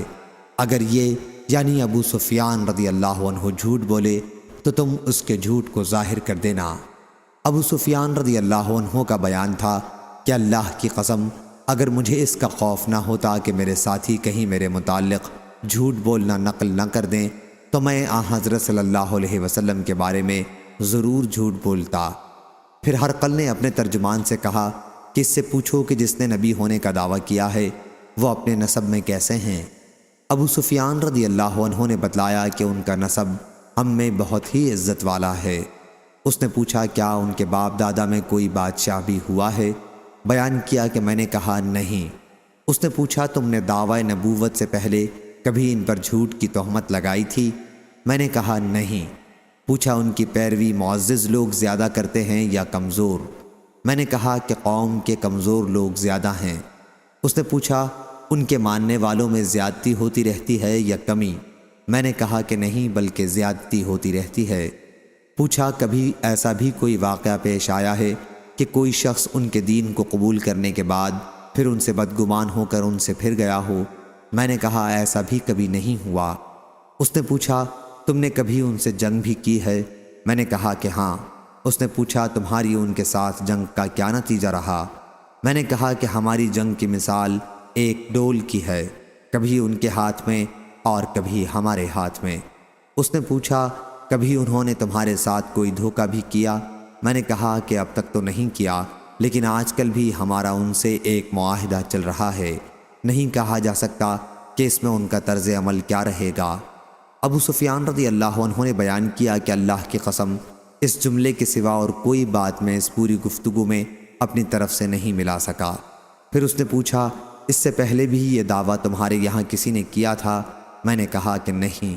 اس کے بعد ہرقل نے اپنے ترجمان سے کہا اس سے کہو کہ میں نے تم سے نبی کے نسب کے بارے میں پوچھا تو تم نے بتایا کہ وہ تم لوگوں میں باعزت اور اونچے نسب کے سمجھے جاتے ہیں۔ انبیاء کا بھی یہی حال ہے، ان کی بعثت ہمیشہ قوم کے صاحب حسب و نسب خاندان میں ہوتی ہے۔ اور میں نے تم سے پوچھا کہ کیا کوئی ان کے باپ دادوں میں بادشاہ گزرا ہے تو تم نے اس کا انکار کیا۔ میں اس سے اس فیصلے پر پہنچا کہ اگر ان کے باپ دادوں میں کوئی بادشاہ گزرا ہوتا تو ممکن تھا کہ وہ اپنی خاندانی سلطنت کو اس طرح واپس لینا چاہتے ہوں۔ اور میں نے تم سے ان کی اتباع کرنے والوں کے متعلق پوچھا کہ آیا وہ قوم کے کمزور لوگ ہیں یا اشراف؟ تو تم نے بتایا کہ کمزور لوگ ان کی پیروی کرنے والوں میں زیادہ ہیں، یہی طبقہ ہمیشہ سے انبیاء کا اتباع کرتا رہا ہے۔ اور میں نے تم سے پوچھا تھا کہ کیا تم نے دعوی نبوت سے پہلے ان پر جھوٹ کا کبھی شبہ کیا تھا تو تم نے اس کا بھی انکار کیا۔ میں نے اس سے یہ سمجھا کہ جس شخص نے لوگوں کے معاملے میں کبھی جھوٹ نہ بولا ہو وہ اللہ کے معاملے میں کس طرح جھوٹ بول دے گا۔ اور میں نے تم سے پوچھا تھا کہ ان کے دین کو قبول کرنے کے بعد پھر ان سے بدگمان ہو کر کوئی شخص ان کے دین سے کبھی پھرا بھی ہے تو تم نے اس کا بھی انکار کیا۔ ایمان کا یہی اثر ہوتا ہے جب وہ دل کی گہرائیوں میں اتر جائے۔ میں نے تم سے پوچھا تھا کہ ان کے ماننے والوں کی تعداد بڑھتی رہتی ہے یا کم ہوتی ہے تو تم نے بتایا کہ ان میں اضافہ ہی ہوتا ہے۔ ایمان کا یہی معاملہ ہے یہاں تک کہ وہ کمال کو پہنچ جائے۔ میں نے تم سے پوچھا کہ کیا تم نے کبھی ان سے جنگ بھی کی ہے تو تم نے بتایا کہ جنگ کی ہے، اور تمہارے درمیان لڑائی کا نتیجہ ایسا رہا ہے کہ کبھی تمہارے حق میں اور کبھی ان کے حق میں۔ انبیاء کا بھی یہی معاملہ ہے، انہیں آزمائش میں ڈالا جاتا ہے اور آخر انجام انہی کے حق میں ہوتا ہے۔ اور میں نے تم سے پوچھا تھا کہ اس نے تمہارے ساتھ کبھی خلاف عہد بھی معاملہ کیا ہے تو تم نے اس سے بھی انکار کیا۔ انبیاء کبھی عہد کے خلاف نہیں کرتے۔ اور میں نے تم سے پوچھا تھا کہ کیا تمہارے یہاں اس طرح کا دعویٰ پہلے بھی کسی نے کیا تھا؟ تم نے کہا کہ پہلے کسی نے اس طرح کا دعویٰ نہیں کیا۔ میں اس سے اس فیصلے پر پہنچا کہ اگر کسی نے تمہارے یہاں اس سے پہلے اس طرح کا دعویٰ کیا ہوتا تو یہ کہا جا سکتا تھا کہ یہ بھی اس کی نقل کر رہے ہیں۔ بیان کیا کہ پھر ہرقل نے پوچھا وہ تمہیں کن چیزوں کا حکم دیتے ہیں؟ میں نے کہا نماز، زکوٰۃ، صلہ رحمی اور پاک دامنی کا۔ آخر اس نے کہا کہ جو کچھ تم نے بتایا ہے اگر وہ صحیح ہے تو یقیناً وہ نبی ہے۔ اس کا علم تو مجھے بھی تھا کہ ان کی نبوت کا زمانہ قریب ہے، لیکن یہ خیال نہ تھا کہ وہ تمہاری قوم میں ہوں گے۔ اگر مجھے ان تک پہنچ سکنے کا یقین ہوتا تو میں ضرور ان سے ملاقات کرتا، اور اگر میں ان کی خدمت میں ہوتا تو ان کے قدموں کو دھوتا، اور ان کی حکومت میرے ان 2 قدموں تک پہنچ کر رہے گی۔ ابو سفیان رضی اللہ عنہ نے بیان کیا کہ پھر اس نے رسول اللہ صلی اللہ علیہ وسلم کا خط منگوایا اور اسے پڑھا۔ اس میں یہ لکھا ہوا تھا اللہ رحمان و رحیم کے نام سے شروع کرتا ہوں۔ اللہ کے رسول صلی اللہ علیہ وسلم کی طرف سے عظیم روم ہرقل کی طرف، سلامتی ہو اس پر جو ہدایت کی اتباع کرے۔ اما بعد، میں تمہیں اسلام کی طرف بلاتا ہوں۔ اسلام لاؤ تو سلامتی پاؤ گے، اور اسلام لاؤ تو اللہ تمہیں دوہرا اجر دے گا، لیکن تم نے اگر منہ موڑا تو تمہاری رعایا کے کفر کا بار بھی سب تم پر ہوگا۔ اور اے کتاب والو، ایک ایسی بات کی طرف آ جاؤ جو ہم میں اور تم میں برابر ہے، وہ یہ ہے کہ ہم سوائے اللہ کے اور کسی کی عبادت نہ کریں۔ اللہ تعالیٰ کے فرمان اشہدوا بأننا مسلمون تک جب ہرقل خط پڑھ چکا تو دربار میں بڑا شور برپا ہو گیا اور پھر ہمیں دربار سے باہر کر دیا گیا۔ باہر آ کر میں نے اپنے ساتھیوں سے کہا کہ ابن ابی کبشہ کا معاملہ تو اب اس حد تک پہنچ چکا ہے کہ ملک بنی الاسور ہرقل بھی ان سے ڈرنے لگا۔ اس واقعے کے بعد مجھے یقین ہو گیا کہ حضور صلی اللہ علیہ وسلم غالب آ کر رہیں گے، اور آخر اللہ تعالیٰ نے اسلام کی روشنی میرے دل میں بھی ڈال ہی دی۔ ظاہری نے کہا کہ پھر ہرقل نے روم کے سرداروں کو بلا کر ایک خاص کمرے میں جمع کیا، پھر ان سے کہا اے رومیوں، کیا تم ہمیشہ کے لیے فلاح اور بھلائی چاہتے ہو اور یہ کہ تمہارا ملک تمہارے ہی ہاتھ میں رہے؟ اگر تم ایسا چاہتے ہو تو اسلام قبول کر لو۔ راوی نے بیان کیا کہ یہ سنتے ہی وہ سب وحشی جانوروں کی طرح دروازے کی طرف بھاگے، دیکھا تو دروازہ بند تھا۔ پھر ہرقل نے سب کو اپنے پاس بلایا کہ انہیں میرے پاس لاؤ، اور ان سے کہا کہ میں نے تو تمہیں آزمایا تھا کہ تم اپنے دین میں کتنے پختہ ہو۔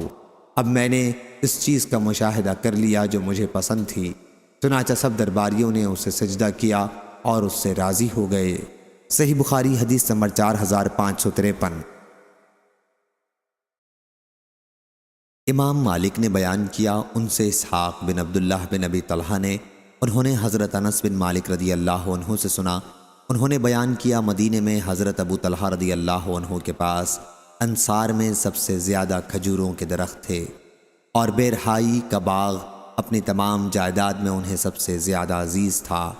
یہ باغ مسجد نبوی کے سامنے ہی تھا، اور حضور اکرم صلی اللہ علیہ وسلم بھی اس میں تشریف لے جاتے اور اس کے میٹھے اور عمدہ پانی کو پیتے۔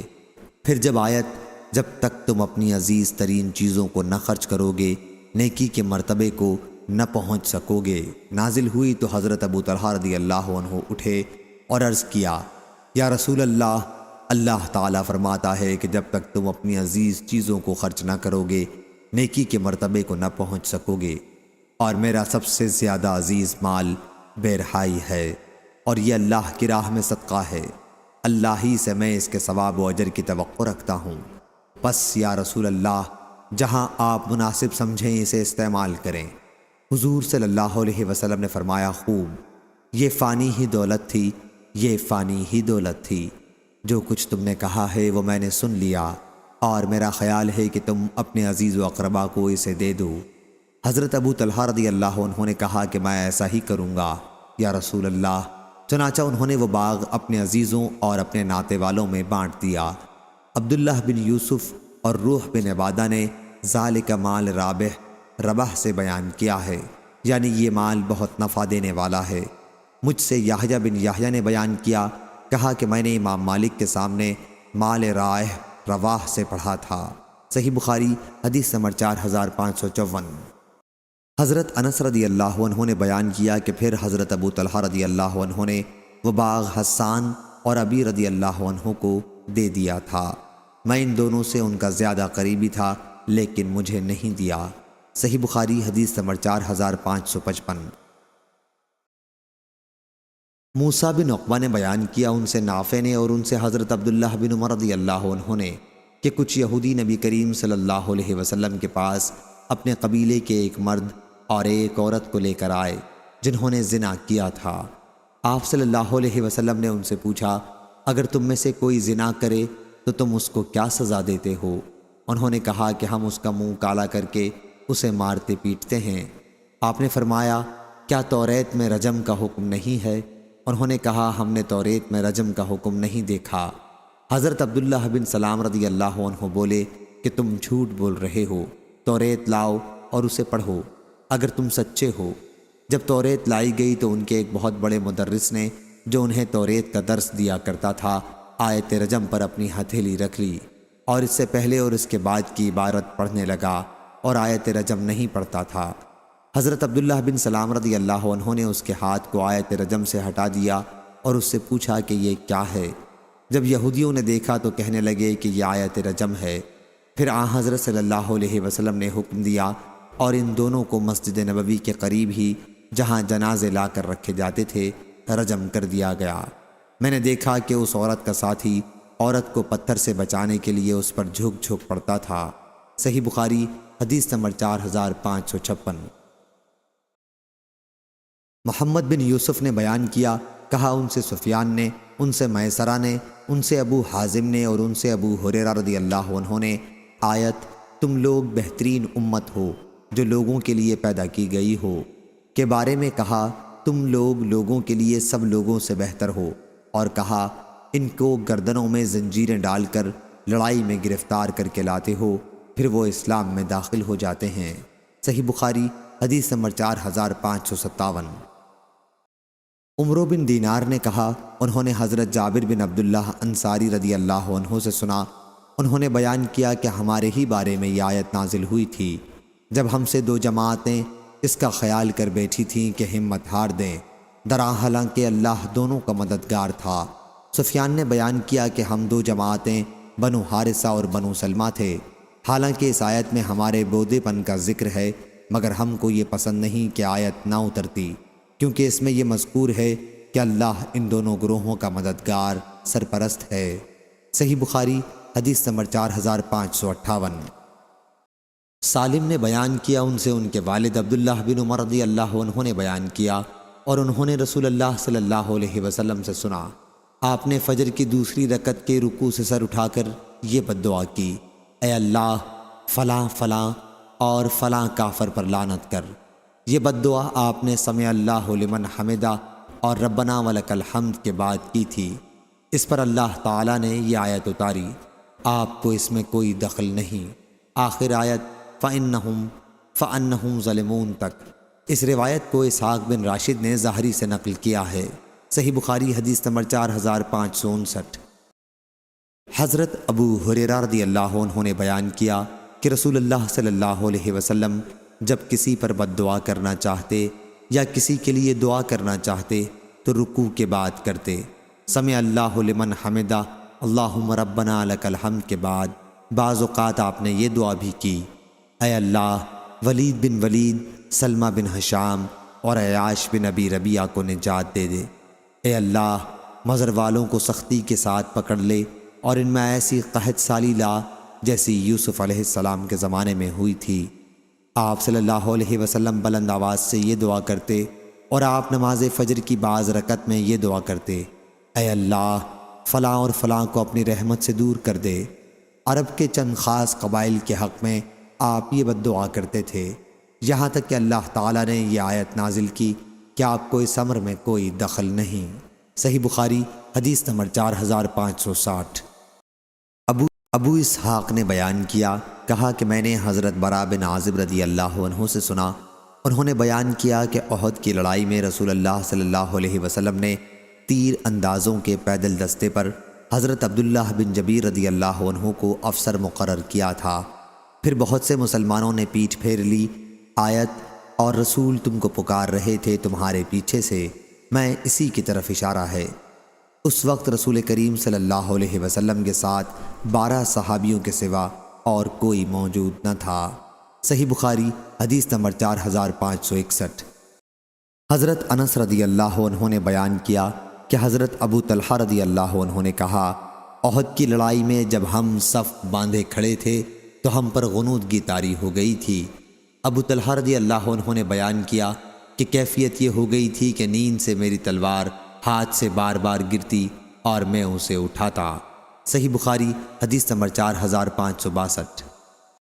ابو بکر شعبہ بن عیاش نے بیان کیا، ان سے ابو حسین عثمان بن عاصم نے اور ان سے ابو الضحیٰ نے اور ان سے حضرت ابن عباس رضی اللہ عنہ نے کہ کلمہ حسبنا اللہ و نعم الوکیل ابراہیم علیہ السلام نے کہا تھا اس وقت جب ان کو آگ میں ڈالا گیا تھا، اور یہی کلمہ حضرت محمد صلی اللہ علیہ وسلم نے اس وقت کہا تھا جب لوگوں نے مسلمانوں کو ڈرانے کے لیے کہا تھا کہ لوگوں یعنی قریش نے تمہارے خلاف بڑا سامان جنگ اکٹھا کر رکھا ہے، ان سے ڈرو۔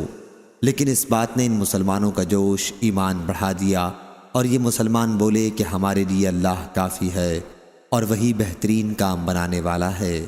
صحیح بخاری حدیث نمبر 4563۔ حضرت ابن عباس رضی اللہ عنہ نے بیان کیا کہ جب ابراہیم علیہ السلام کو آگ میں ڈالا گیا تو آخری کلمہ جو آپ کی زبان مبارک سے نکلا حسبی اللہ و نعم الوکیل تھا۔ یعنی میری مدد کے لیے اللہ کافی ہے اور وہی بہترین کام بنانے والا ہے۔ صحیح بخاری حدیث نمبر 4564۔ عبد الرحمن بن عبداللہ بن دینار نے بیان کیا، ان سے ان کے والد نے، ان سے ابو صالح نے اور ان سے حضرت ابو ہریرہ رضی اللہ عنہ نے بیان کیا کہ رسول اللہ صلی اللہ علیہ وسلم نے فرمایا، جسے اللہ تعالیٰ نے مال دیا اور پھر اس نے اس کی زکوٰۃ نہیں ادا کی تو آخرت میں اس کا مال نہایت زہریلا سانپ بن کر، جس کی آنکھوں کے اوپر 2 نقطے ہوں گے، اس کی گردن میں توق کی طرح پہنا دیا جائے گا۔ پھر وہ سانپ اس کے دونوں جبڑوں کو پکڑ کر کہے گا کہ میں ہی تیرا مال ہوں، میں ہی تیرا خزانہ ہوں۔ پھر آپ نے اس آیت کی تلاوت کی، اور جو لوگ کہ اس مال میں بخل کرتے ہیں جو اللہ نے انہیں اپنے فضل سے دے رکھا ہے، وہ یہ نہ سمجھیں کہ یہ مال ان کے حق میں بہتر ہے، آخر تک۔ صحیح بخاری حدیث نمبر 4565۔ حضرت اسامہ بن زید رضی اللہ عنہ نے خبر دی کہ رسول اللہ صلی اللہ علیہ وسلم ایک گدھے کی پشت پر فدق کی بنی ہوئی ایک موٹی چادر رکھنے کے بعد سوار ہوئے اور اسامہ بن زید رضی اللہ عنہ کو اپنے پیچھے بٹھایا۔ آپ صلی اللہ علیہ وسلم بنو حارث بنی خزرج میں سعد بن عبادہ رضی اللہ عنہ کی مزاج پرسی کے لیے تشریف لے جا رہے تھے۔ یہ جنگ بدر سے پہلے کا واقعہ ہے۔ راستے میں ایک مجلس سے آپ گزرے جس میں عبداللہ بن ابی بن سلول منافق بھی موجود تھا۔ یہ عبداللہ بن ابی کے ظاہری اسلام لانے سے بھی پہلے کا قصہ ہے۔ مجلس میں مسلمان اور مشرکین یعنی بت پرست اور یہودی سبھی طرح کے لوگ تھے۔ انہی میں عبداللہ بن رواحہ رضی اللہ عنہ بھی تھے۔ سواری کی ٹاپوں سے گرد اڑی اور مجلس والوں پر پڑی تو عبداللہ بن ابی نے چادر سے اپنی ناک بند کر لی اور بطور تحقیر کہنے لگا کہ ہم پر گرد نہ اڑاؤ۔ اتنے میں رسول اللہ صلی اللہ علیہ وسلم بھی قریب پہنچ گئے اور انہیں سلام کیا۔ پھر آپ سواری سے اتر گئے اور مجلس والوں کو اللہ کی طرف بلایا اور قرآن کی آیتیں پڑھ کر سنائیں۔ اس پر عبداللہ بن ابی بن سلول کہنے لگا، جو کلام آپ نے پڑھ کر سنایا ہے اس سے عمدہ کوئی کلام نہیں ہو سکتا۔ اگرچہ یہ کلام بہت اچھا ہے، پھر بھی ہماری مجلسوں میں آ کر آپ ہمیں تکلیف نہ دیا کریں، اپنے گھر بیٹھیں، اگر کوئی آپ کے پاس جائے تو اسے اپنی باتیں سنایا کریں۔ یہ سن کر عبداللہ بن رواحہ رضی اللہ عنہ نے کہا، ضرور یا رسول اللہ، آپ ہماری مجلسوں میں تشریف لایا کریں، ہم اسی کو پسند کرتے ہیں۔ اس کے بعد مسلمان، مشرکین اور یہودی آپس میں ایک دوسرے کو برا بھلا کہنے لگے اور قریب تھا کہ فساد اور لڑائی تک نوبت پہنچ جاتی، لیکن آپ نے انہیں خاموش اور ٹھنڈا کر دیا اور آخر سب لوگ خاموش ہو گئے۔ پھر آپ صلی اللہ علیہ وسلم اپنی سواری پر سوار ہو کر وہاں سے چلے آئے اور سعد بن عبادہ رضی اللہ عنہ کے یہاں تشریف لے گئے۔ حضور صلی اللہ علیہ وسلم نے سعد بن عبادہ رضی اللہ عنہ سے بھی اس کا ذکر کیا کہ سعد، تم نے نہیں سنا ابو حباب، آپ کی مراد عبداللہ بن ابی بن سلول سے تھی، کیا کہہ رہا تھا؟ اس نے اس طرح کی باتیں کی ہیں۔ سعد بن عبادہ رضی اللہ عنہ نے عرض کیا، یا رسول اللہ، آپ اسے معاف فرما دیں اور اس سے درگزر کر دیں۔ اس ذات کی قسم جس نے آپ پر کتاب نازل کی ہے، اللہ نے آپ صلی اللہ علیہ وسلم کے ذریعے وہ حق بھیجا ہے جو اس نے آپ پر نازل کیا ہے۔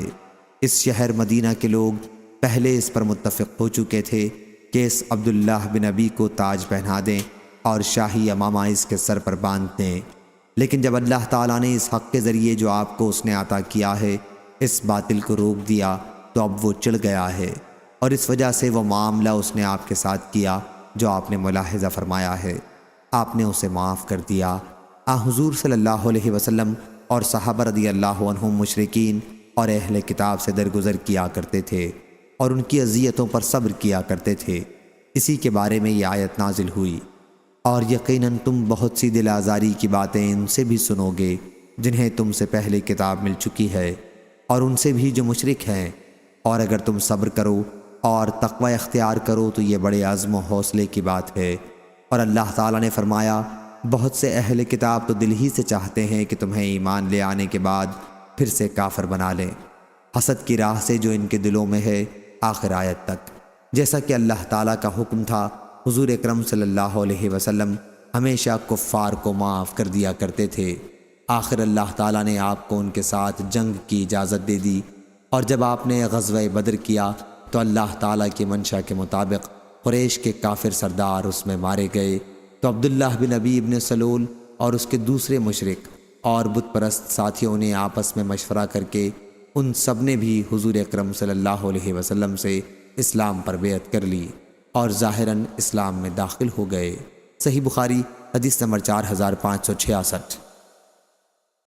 ابو سعید خدری رضی اللہ عنہ نے بیان کیا کہ رسول اللہ صلی اللہ علیہ وسلم کے زمانے میں چند منافقین ایسے تھے کہ جب حضور اکرم صلی اللہ علیہ وسلم جہاد کے لیے تشریف لے جاتے تو یہ مدینے میں پیچھے رہ جاتے اور پیچھے رہ جانے پر بہت خوش ہوا کرتے تھے، لیکن جب حضور صلی اللہ علیہ وسلم واپس آتے تو عذر بیان کرتے اور قسمیں کھا لیتے، بلکہ ان کو ایسے کام پر تعریف ہونا پسند آتا جس کو انہوں نے نہ کیا ہوتا، اور بعد میں چکنی چپڑی باتوں سے اپنی بات بنانا چاہتے۔ اللہ تعالیٰ نے اسی پر یہ آیت لا تحسبن الذین یفرحون آخر آیت تک اتاری۔ صحیح بخاری حدیث نمبر 4567۔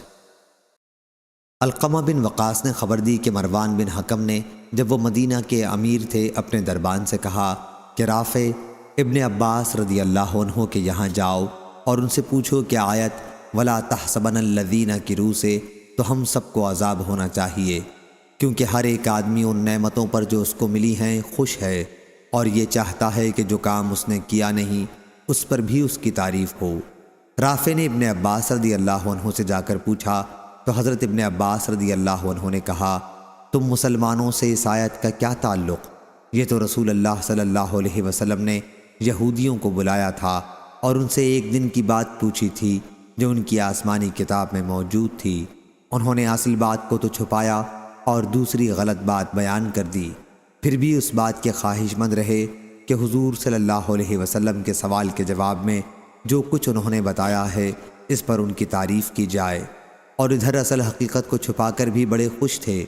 پھر حضرت ابن عباس رضی اللہ عنہ نے اس آیت کی تلاوت کی، اور وہ وقت یاد کرو جب اللہ نے اہل کتاب سے عہد لیا تھا کہ کتاب کو پوری طرح ظاہر کر دینا لوگوں پر، آیت جو لوگ اپنے کرتوتوں پر خوش ہوتے ہیں اور چاہتے ہیں کہ جو کام نہیں کیے ہیں ان پر بھی ان کی تعریف کی جائے تک۔ حشام بن یوسف کے ساتھ اس حدیث کو عبدالرزاق نے بھی ابن جرید سے روایت کیا، ہم سے محمد بن مقاتل نے بیان کیا، کہا ہم کو حجاج بن محمد نے خبر دی، انہوں نے ابن جرید سے کہا مجھ کو ابن ابی ملیکہ نے خبر دی، ان کو حمید بن عبد الرحمن بن عوف نے کہ مروان نے اپنے دربان رافع سے کہا، پھر یہی حدیث بیان کی۔ صحیح بخاری حدیث نمبر 4568۔ حضرت ابن عباس رضی اللہ عنہ نے بیان کیا کہ میں ایک رات اپنی خالہ ام المومنین حضرت میمونہ رضی اللہ عنہا کے گھر رہ گیا۔ پہلے رسول اللہ صلی اللہ علیہ وسلم نے اپنی بیوی میمونہ رضی اللہ عنہا کے ساتھ تھوڑی دیر تک بات چیت کی، پھر سو گئے۔ جب رات کا تیسرا حصہ باقی رہا تو آپ اٹھ کر بیٹھ گئے اور آسمان کی طرف نظر کی اور یہ آیت تلاوت کی، بے شک آسمانوں اور زمین کی پیدائش اور دن رات کے مختلف ہونے میں عقل مندوں کے لیے بڑی نشانیاں ہیں۔ اس کے بعد آپ صلی اللہ علیہ وسلم کھڑے ہوئے اور وضو کیا اور مسواک کی، پھر 11 رکعتیں تہجد اور وتر پڑھیں۔ جب حضرت بلال رضی اللہ عنہ نے فجر کی اذان دی تو آپ نے 2 رکعت فجر کی سنت پڑھی اور باہر مسجد میں تشریف لائے اور فجر کی نماز پڑھائی۔ صحیح بخاری حدیث نمبر 4569۔ حضرت ابن عباس رضی اللہ عنہ نے بیان کیا کہ میں ایک رات اپنی خالہ حضرت میمونہ رضی اللہ عنہا کے یہاں سو گیا، ارادہ یہ تھا کہ آج رسول اللہ صلی اللہ علیہ وسلم کی نماز دیکھوں گا۔ میری خالہ نے آپ کے لیے گدا بچھا دیا اور آپ صلی اللہ علیہ وسلم اس کے طول میں لیٹ گئے۔ پھر جب آخری رات میں بیدار ہوئے تو چہرہ مبارک پر ہاتھ پھیر کر نیند کے آثار دور کیے، پھر سورہ آل عمران کی آخری 10 آیات پڑھیں۔ اس کے بعد آپ ایک مشکیزے کے پاس آئے اور اس سے پانی لے کر وضو کیا اور نماز پڑھنے کے لیے کھڑے ہو گئے۔ میں بھی کھڑا ہو گیا اور جو کچھ آپ نے کیا تھا وہی سب کچھ میں نے بھی کیا، اور آپ کے پاس آ کر آپ صلی اللہ علیہ وسلم کے بازو میں بھی کھڑا ہو گیا۔ آپ صلی اللہ علیہ وسلم نے میرے سر پر اپنا دایاں ہاتھ رکھا اور میرے کان کو شفقت سے پکڑ کر ملنے لگے۔ پھر آپ صلی اللہ علیہ وسلم نے 2 رکعت تہجد کی نماز پڑھی، پھر 2 رکعت نماز پڑھی، پھر 2 رکعت نماز پڑھی، پھر 2 رکعت نماز پڑھی، پھر 2 رکعت نماز پڑھی، پھر 2 رکعت نماز پڑھی، پھر وتر کی نماز پڑھی۔ صحیح بخاری حدیث نمبر 4570۔ امام مالک نے بیان کیا ان سے مخرمہ بن سلیمان نے، ان سے حضرت عبداللہ بن عباس رضی اللہ عنہ کے غلام قریب نے، اور انہیں حضرت عبداللہ بن عباس رضی اللہ عنہ نے خبر دی کہ ایک رات وہ نبی کریم صلی اللہ علیہ وسلم کی زوجہ مطہرہ حضرت میمونہ رضی اللہ عنہا کے گھر میں رہ گئے جو ان کی خالہ تھیں۔ انہوں نے کہا کہ میں بستر کے عرض میں لیٹا اور آن حضرت صلی اللہ علیہ وسلم اور آپ کی بیوی طول میں لیٹے، پھر آپ سو گئے اور آدھی رات میں یا اس سے تھوڑی دیر پہلے یا بعد میں آپ بیدار ہوئے اور چہرے پر ہاتھ پھیر کر نیند کو دور کیا، پھر سورہ آل عمران کی آخری 10 آیتوں کی تلاوت کی۔ اس کے بعد آپ اٹھ کر مشکیزے کے قریب گئے جو لٹکا ہوا تھا، اس کے پانی سے آپ نے وضو بہت ہی اچھی طرح سے پورے آداب کے ساتھ کیا اور نماز پڑھنے کے لیے کھڑے ہو گئے۔ میں نے بھی آپ صلی اللہ علیہ وسلم ہی کی طرح وضو وغیرہ کیا اور نماز کے لیے آپ صلی اللہ علیہ وسلم کے بازو میں جا کر کھڑا ہو گیا۔ حضرت صلی اللہ علیہ وسلم نے اپنا داہنا ہاتھ میرے سر پر رکھا اور اسی ہاتھ سے بطور شفقت میرا کان پکڑ کر ملنے لگے۔ پھر آپ نے 2 رکعت نماز پڑھی، پھر 2 رکعت پڑھی، پھر 2 رکعت پڑھی، پھر 2 رکعت پڑھی، پھر 2 رکعت پڑھی اور پھر 2 رکعت پڑھی اور آخر میں وتر کی نماز پڑھی۔ اس سے فارغ ہو کر آپ لیٹ گئے۔ پھر جب مؤذن آیا تو آپ اٹھے اور 2 ہلکی فجر کی سنت رکعتیں پڑھیں اور نماز فرض کے لیے باہر تشریف مسجد میں لے گئے اور صبح کی نماز پڑھائی۔ صحیح بخاری حدیث نمبر 4571۔ حضرت عبداللہ بن عباس رضی اللہ عنہ نے خبر دی کہ وہ ایک مرتبہ نبی کریم صلی اللہ علیہ وسلم کے زوجہ مطہرہ حضرت میمونہ رضی اللہ عنہا کے گھر رہ گئے۔ حضرت میمونہ رضی اللہ عنہا ان کی خالہ تھیں۔ انہوں نے بیان کیا کہ میں بستر کے عرض میں لیٹ گیا اور آن حضرت صلی اللہ علیہ وسلم اور آپ کی بیوی طول میں لیٹے، پھر آپ سو گئے اور آدھی رات میں یا اس سے تھوڑی دیر پہلے یا تھوڑی دیر بعد آپ جاگے اور بیٹھ کر چہرے پر نیند کے آثار دور کرنے کے لیے ہاتھ پھیرنے لگے اور سورہ آل عمران کی آخری 10 آیات پڑھیں۔ اس کے بعد آپ مشکیزے کے پاس گئے جو لٹکا ہوا تھا، اس سے تمام آداب کے ساتھ آپ نے وضو کیا، پھر نماز کے لیے کھڑے ہوئے۔ حضرت ابن عباس رضی اللہ عنہ نے بیان کیا کہ میں بھی اٹھا اور میں نے بھی آپ صلی اللہ علیہ وسلم کی طرح وضو وغیرہ کیا اور جا کر آپ صلی اللہ علیہ وسلم کے بازو میں کھڑا ہو گیا تو آن حضرت صلی اللہ علیہ وسلم نے اپنا داہنا ہاتھ میرے سر پر رکھا اور شفقت سے میرے داہنے کان کو پکڑ کر ملنے لگے۔ پھر آپ نے 2 رکعت نماز پڑھی، پھر 2 رکعت پڑھی، پھر 2 رکعت پڑھی، پھر 2 رکعت پڑھی، پھر 2 رکعت پڑھی، پھر 2 رکعت پڑھی اور آخر میں انہیں وتر بنایا۔ پھر آپ لیٹ گئے اور جب مؤذن آپ کے پاس آیا تو آپ اٹھے اور 2 ہلکی رکعتیں پڑھ کر باہر مسجد میں تشریف لے گئے اور صبح کی نماز پڑھائی۔ صحیح بخاری حدیث نمبر 4572۔ الشام بن عروہ نے خبر دی، انہیں ان کے والد نے اور ان سے عائشہ رضی اللہ عنہا نے بیان کیا کہ ایک آدمی کی پرورش میں ایک یتیم لڑکی تھی، پھر اس نے اس سے نکاح کر لیا۔ اس یتیم لڑکی کی ملکیت میں کھجور کا ایک باغ تھا، اسی باغ کی وجہ سے یہ شخص اس کی پرورش کرتا رہا، حالانکہ دل میں اس سے کوئی خاص لگاؤ نہ تھا۔ اس سلسلے میں یہ آیت اتری کہ اگر تمہیں اندیشہ ہو کہ تم یتیموں کے حق میں انصاف نہ کر سکو گے۔ ہشام بن یوسف نے کہا، میں سمجھتا ہوں ابن جریج نے یوں کہا، یہ لڑکی اس درخت اور دوسرے مال اسباب میں اس مرد کی حصے دار تھی۔ صحیح بخاری حدیث نمبر 4573۔ عروہ بن زبیر نے خبر دی، انہوں نے حضرت عائشہ رضی اللہ عنہا سے آیت وَإِنْ خِفْتُمْ أَنْ لَا تُقْسِطُوا فِي الْيَتَامَى کا مطلب پوچھا۔ انہوں نے کہا، میرے بھانجے، اس کا مطلب یہ ہے کہ ایک یتیم لڑکی اپنے ولی کی پرورش میں ہو اور اس کی جائیداد کے حصے دار ہو، ترکے کی روح سے اس کا حصہ ہو۔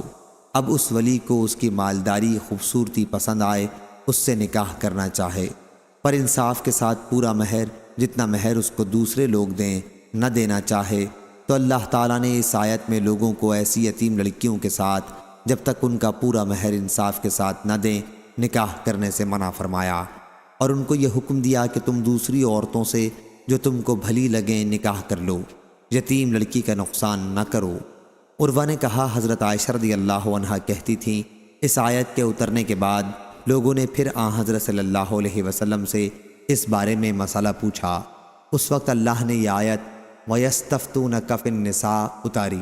حضرت عائشہ رضی اللہ عنہا نے کہا، دوسری آیت میں یہ جو فرمایا وَتَرْغَبُونَ أَن تَنكِحُوهُنَّ یعنی وہ یتیم لڑکیاں جن کا مال و جمال کم ہو اور تم ان کے ساتھ نکاح کرنے سے نفرت کرو، اس کا مطلب یہ ہے کہ جب تم ان یتیم لڑکیوں سے جن کا مال و جمال کم ہو نکاح کرنا نہیں چاہتے تو مال اور جمال والی یتیم لڑکیوں سے بھی جن سے تم کو نکاح کرنے کی رغبت ہے نکاح نہ کرو، مگر جب انصاف کے ساتھ ان کا مہر پورا ادا کرو۔ صحیح بخاری حدیث نمبر 4574۔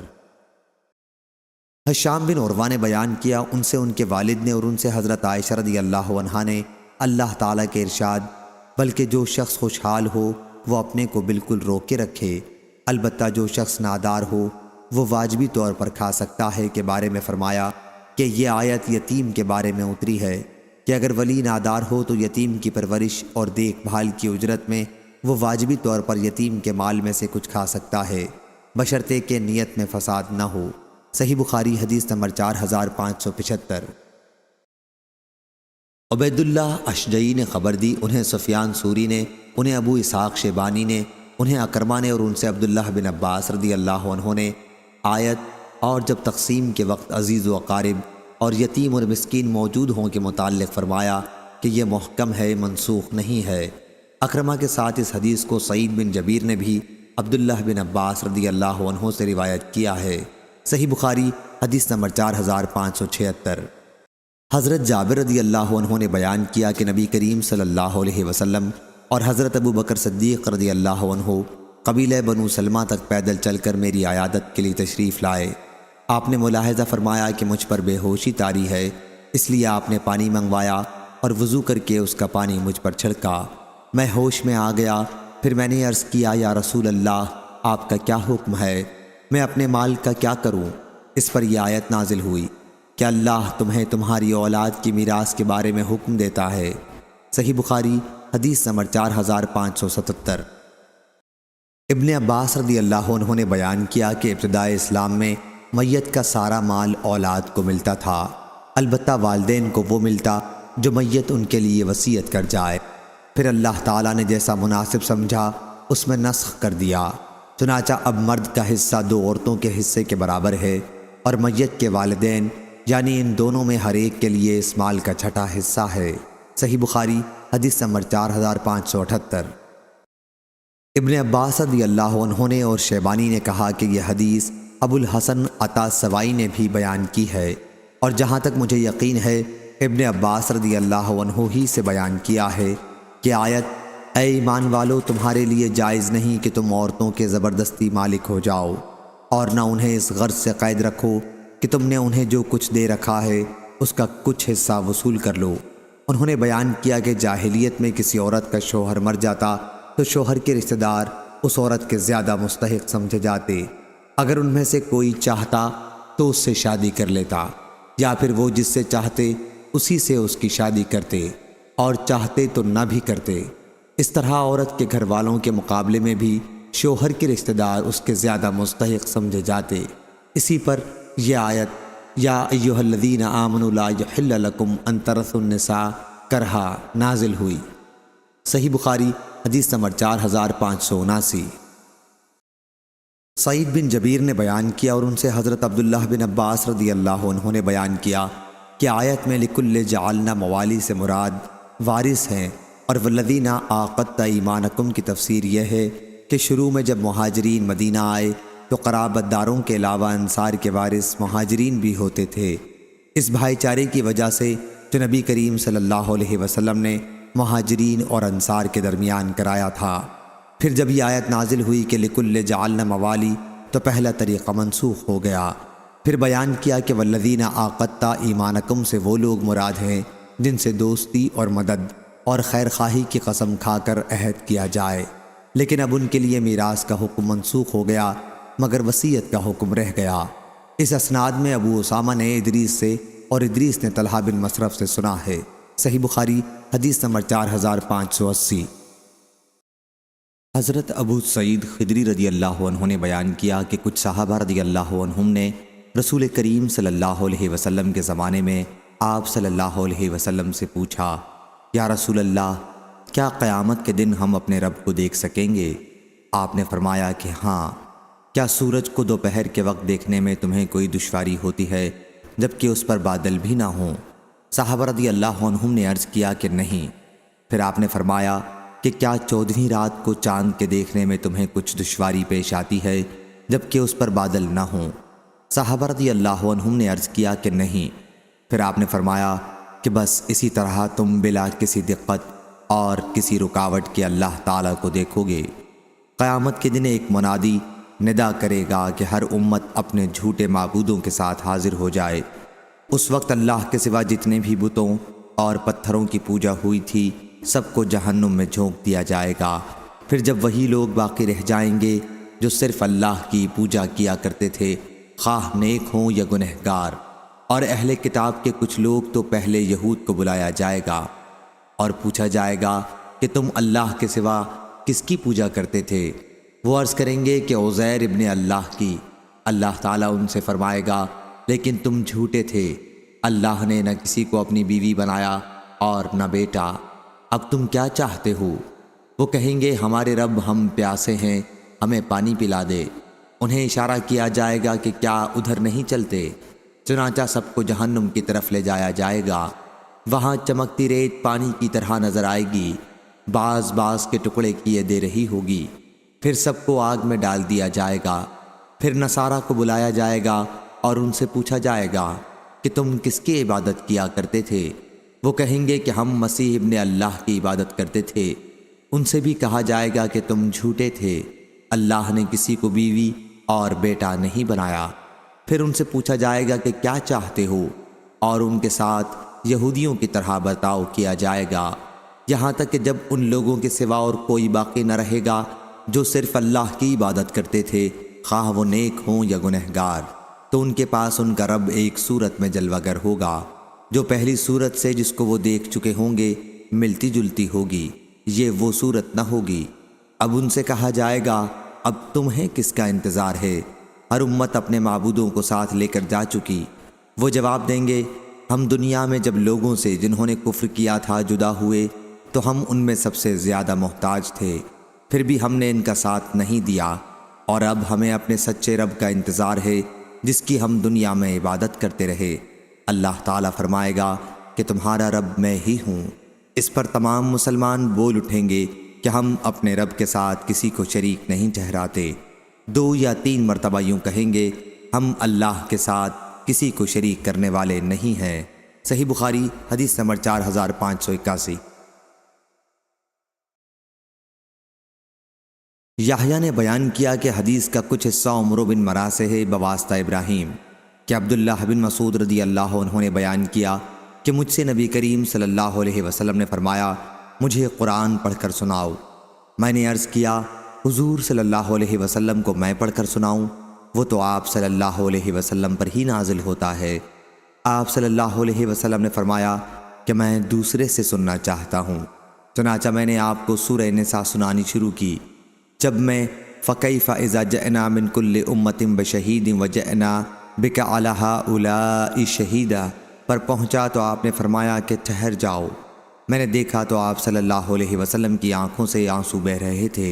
صحیح بخاری حدیث نمبر 4582۔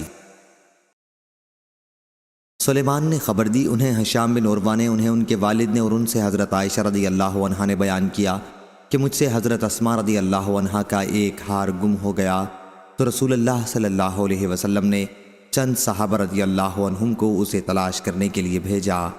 ادھر نماز کا وقت ہو گیا، نہ لوگ وضو سے تھے اور نہ پانی موجود تھا، اس لیے وضو کے بغیر نماز پڑھی گئی۔ اس پر اللہ تعالیٰ نے تیمم کی آیت نازل کی۔ صحیح بخاری حدیث نمبر 4583۔ حضرت عبداللہ بن عباس رضی اللہ عنہ نے بیان کیا کہ آیت اللہ کی اطاعت کرو اور رسول صلی اللہ علیہ وسلم کی اور اپنے میں سے حاکموں کی عبداللہ بن حذافہ بن قیس بن عدی رضی اللہ عنہ کے بارے میں نازل ہوئی تھی، جب رسول اللہ صلی اللہ علیہ وسلم نے انہیں ایک مہم پر بطور افسر کے روانہ کیا تھا۔ صحیح بخاری حدیث نمبر 4584۔ عروہ بن زبیر نے بیان کیا کہ حضرت زبیر رضی اللہ عنہ کا ایک انصاری ثابت بن قیس رضی اللہ عنہ صحابی سے مقام حرا کی ایک نالی کے بارے میں جھگڑا ہو گیا۔ کہ اس سے کون اپنے باغ کو پہلے سینچنے کا حق رکھتا ہے۔ نبی کریم صلی اللہ علیہ وسلم نے فرمایا، زبیر رضی اللہ عنہ، پہلے تم اپنا باغ سینچ لو، پھر اپنے پڑوسی کو جلدی پانی دے دینا۔ اس پر ان انصاری رضی اللہ عنہ نے کہا، یا رسول اللہ، اس لیے کہ یہ آپ کے پھوپھی زاد بھائی ہیں۔ یہ سن کر حضور صلی اللہ علیہ وسلم کے چہرے کا رنگ بدل گیا اور آپ صلی اللہ علیہ وسلم نے فرمایا، زبیر، اپنے باغ کو سینچو اور پانی اس وقت تک روکے رکھو کہ منڈیر تک بھر جائے، پھر اپنے پڑوس کے لیے چھوڑو۔ پہلے حضور صلی اللہ علیہ وسلم نے انصاری کے ساتھ اپنے فیصلے میں رعایت رکھی تھی، لیکن اس مرتبہ آپ صلی اللہ علیہ وسلم نے حضرت زبیر رضی اللہ عنہ کو صاف طور پر ان کا پورا حق دے دیا، کیونکہ انصاری نے ایسی بات کہی تھی جس سے آپ کا غصہ ہونا قدرتی تھا۔ حضرت صلی اللہ علیہ وسلم نے اپنے پہلے فیصلے میں دونوں کے لیے رعایت رکھی تھی۔ زبیر رضی اللہ عنہ نے بیان کیا کہ میرا خیال ہے یہ آیات اسی سلسلے میں نازل ہوئی تھیں، تیرے پروردگار کی قسم ہے کہ یہ لوگ ایماندار نہ ہوں گے جب تک یہ اس جھگڑے میں جو ان کے آپس میں ہوں آپ کو حکم نہ بنا لیں اور آپ کے فیصلے کو کھلے دل کے ساتھ برضا و رغبت تسلیم کرنے کے لیے تیار نہ ہوں۔ صحیح بخاری حدیث نمبر 4585۔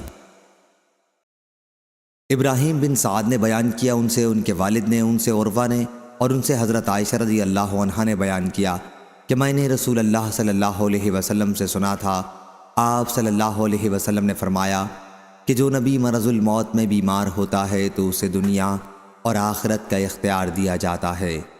چنانچہ حضرت صلی اللہ علیہ وسلم کی مرض الموت میں جب آواز گلے میں پھنسنے لگی تو میں نے سنا کہ آپ فرما رہے تھے، ان لوگوں کے ساتھ جن پر اللہ نے انعام کیا ہے، یعنی انبیاء، صدیقین، شہداء اور صالحین کے ساتھ۔ اس لیے میں سمجھ گئی کہ آپ کو بھی اختیار دیا گیا ہے اور آپ نے اللہم بالرفیق الاعلیٰ کہہ کر آخرت کو پسند فرمایا۔ صحیح بخاری حدیث نمبر 4586۔ عبید اللہ نے بیان کیا کہ میں نے حضرت ابن عباس رضی اللہ عنہ سے سنا، انہوں نے کہا کہ میں اور میری والدہ مستضعفین کمزوروں میں سے تھے۔ صحیح بخاری حدیث نمبر 4587۔ حماد بن زید نے بیان کیا، ان سے ایوب نے، ان سے ابن ابی ملیکہ نے کہ حضرت ابن عباس رضی اللہ عنہ نے آیت الا المستضعفین من الرجال والنساء والولدان کی تلاوت کی اور فرمایا کہ میں اور میری والدہ بھی ان لوگوں میں سے تھیں جنہیں اللہ تعالیٰ نے معذور رکھا تھا۔ اور حضرت ابن عباس رضی اللہ عنہ سے روایت ہے کہ حضرت معانی میں ذاقت کے ہے، تلوہ یعنی تمہاری زبانوں سے گواہی ادا ہوگی۔ اور ابن عباس رضی اللہ عنہ کے سوا دوسرے شخص ابو عبیدہ رضی اللہ عنہ نے کہا، میں راغم کا معنی ہجرت کا مقام، عرب لوگ کہتے ہیں راغم تا قومی، یعنی میں نے اپنی قوم والوں کو جمع کر دیا۔ موقوتہ کے معنی ایک وقت مقررہ پر، یعنی جو وقت ان کے لیے مقرر ہو۔ صحیح بخاری حدیث نمبر 4588۔ شعبہ نے بیان کیا، ان سے عدی نے، ان سے عبداللہ بن یزید نے اور ان سے حضرت زید بن ثابت رضی اللہ عنہ نے آیت اور تمہیں کیا ہو گیا ہے کہ تم منافقین کے بارے میں دو فریق ہو گئے ہو کے بارے میں فرمایا کہ کچھ لوگ منافقین جو اوپر سے نبی کریم صلی اللہ علیہ وسلم کے ساتھ تھے جنگ احد میں آپ کو چھوڑ کر واپس چلے آئے، تو ان کے بارے میں مسلمانوں کی دو جماعتیں ہو گئیں۔ ایک جماعت تو یہ کہتی تھی کہ یا رسول اللہ صلی اللہ علیہ وسلم ان منافقین سے قتال کیجئے، اور ایک جماعت یہ کہتی تھی کہ ان سے قتال نہ کیجئے۔ اس پر یہ آیت اتری کہ تمہیں کیا ہو گیا ہے کہ تم منافقین کے بارے میں دو گروہ ہو گئے ہو، اور نبی کریم صلی اللہ علیہ وسلم نے فرمایا کہ یہ مدینہ طیبہ ہے، یہ خباثت کو اس طرح دور کر دیتا ہے جیسے آگ چاندی کی میل کچیل کو دور کر دیتی ہے۔ صحیح بخاری حدیث نمبر 4589۔ مغیرہ بن نعمان نے بیان کیا، کہا میں نے سعید بن جبیر سے سنا، انہوں نے بیان کیا کہ علماء کوفہ کا اس آیت کے بارے میں اختلاف ہو گیا تھا، چنانچہ میں ابن عباس رضی اللہ عنہ کی خدمت میں اس کے لیے سفر کر کے گیا اور ان سے اس کے متعلق پوچھا۔ انہوں نے فرمایا کہ یہ آیت اور جو کوئی مسلمان کو جان بوجھ کر قتل کرے اس کی سزا دوزخ ہے نازل ہوئی، اور اس باب کی یہ سب سے آخری آیت ہے، اسے کسی دوسری آیت نے منسوخ نہیں کیا ہے۔ صحیح بخاری حدیث نمبر 4590۔ سفیان بن عینہ نے بیان کیا، ان سے عمرو بن دینار نے، ان سے عطا نے اور ان سے ابن عباس رضی اللہ عنہ نے آیت اور جو تمہیں سلام کرتا ہو اسے یہ مت کہہ دیا کرو کہ تو مومن ہی نہیں ہے کے بارے میں فرمایا کہ ایک صاحب مرداس نامی اپنی بکریاں چرا رہے تھے۔ ایک مہم پر جاتے ہوئے کچھ مسلمان انہیں ملے تو انہوں نے کہا السلام علیکم، لیکن مسلمانوں نے بہانہ خور جان کر انہیں قتل کر دیا اور ان کی بکریوں پر قبضہ کر لیا۔ اس پر اللہ تعالیٰ نے یہ آیت نازل کی تھی، آخر آیت ارض الحیات الدنیا، اس سے اشارہ انہی بکریوں کی طرف تھا۔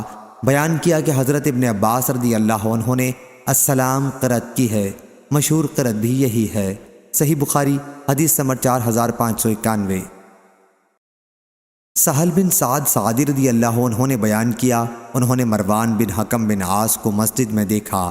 بیان کیا کہ پھر میں ان کے پاس آیا اور ان کے پہلو میں بیٹھ گیا۔ انہوں نے مجھے خبر دی اور انہیں زید بن ثابت رضی اللہ عنہ نے خبر دی تھی کہ رسول اللہ صلی اللہ علیہ وسلم نے ان سے یہ آیت لکھوائی، مسلمانوں میں سے گھر بیٹھ رہنے والے اور اللہ کی راہ میں اپنے مال اور اپنی جان سے جہاد کرنے والے برابر نہیں ہو سکتے۔ ابھی آپ یہ آیت لکھوا ہی رہے تھے کہ حضرت ابن ام مکتوم رضی اللہ عنہ آ گئے اور عرض کیا، اللہ کی قسم یا رسول اللہ، اگر میں جہاد میں شرکت کر سکتا تو یقیناً جہاد کرتا۔ وہ اندھے تھے۔ اس کے بعد اللہ نے اپنے رسول پر وحی اتاری، آپ کی ران میری ران پر تھی، شدت وحی کی وجہ سے اس کا مجھ پر اتنا بوجھ پڑا کہ مجھے اپنی ران پھٹ جانے کا اندیشہ ہو گیا۔ یہ کیفیت ختم ہوئی اور اللہ تعالیٰ نے غیر للضرر کے الفاظ نازل کیے۔ صحیح بخاری حدیث نمبر 4592۔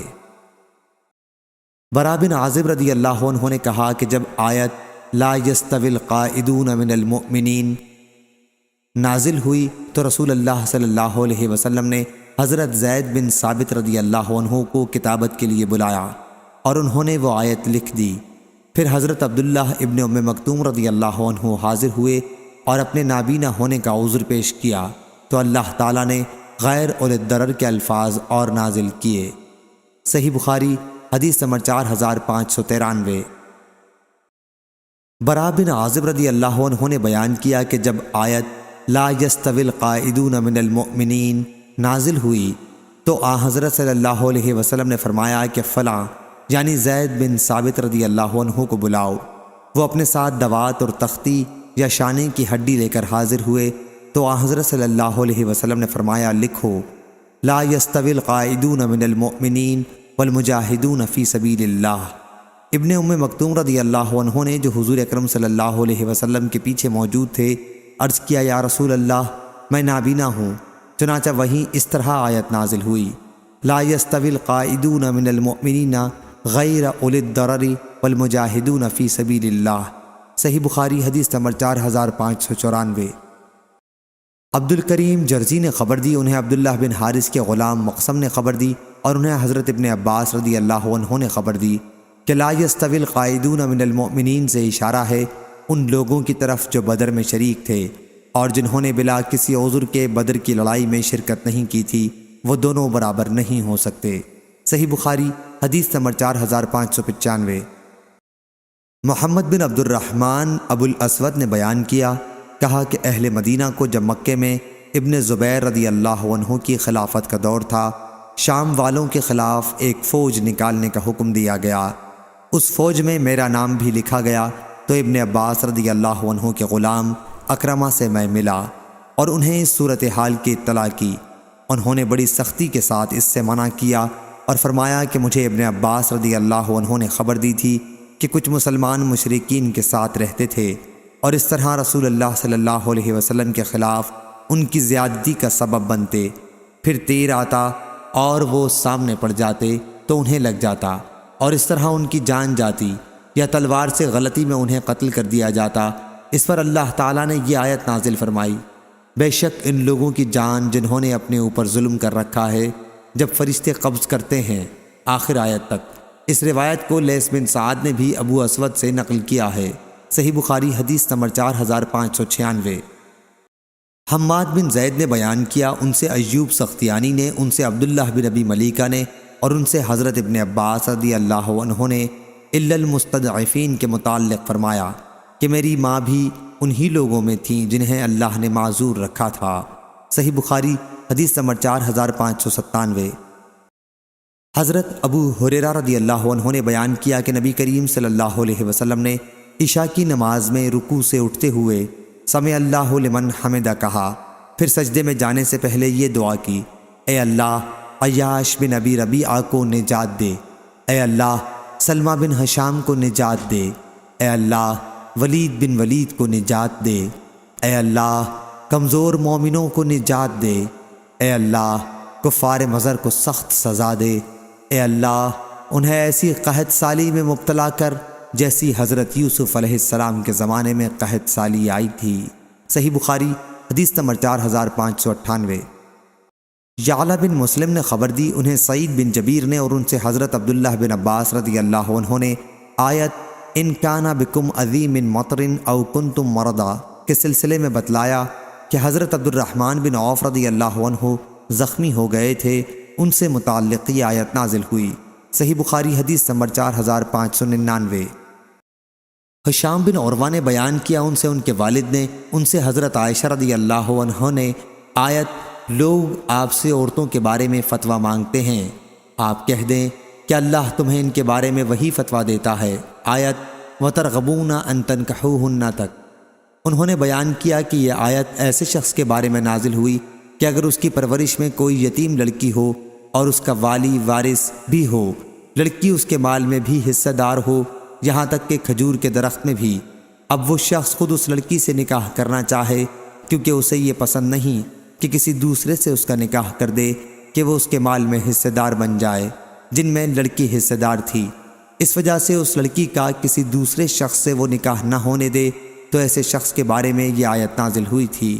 صحیح بخاری حدیث نمبر 4600۔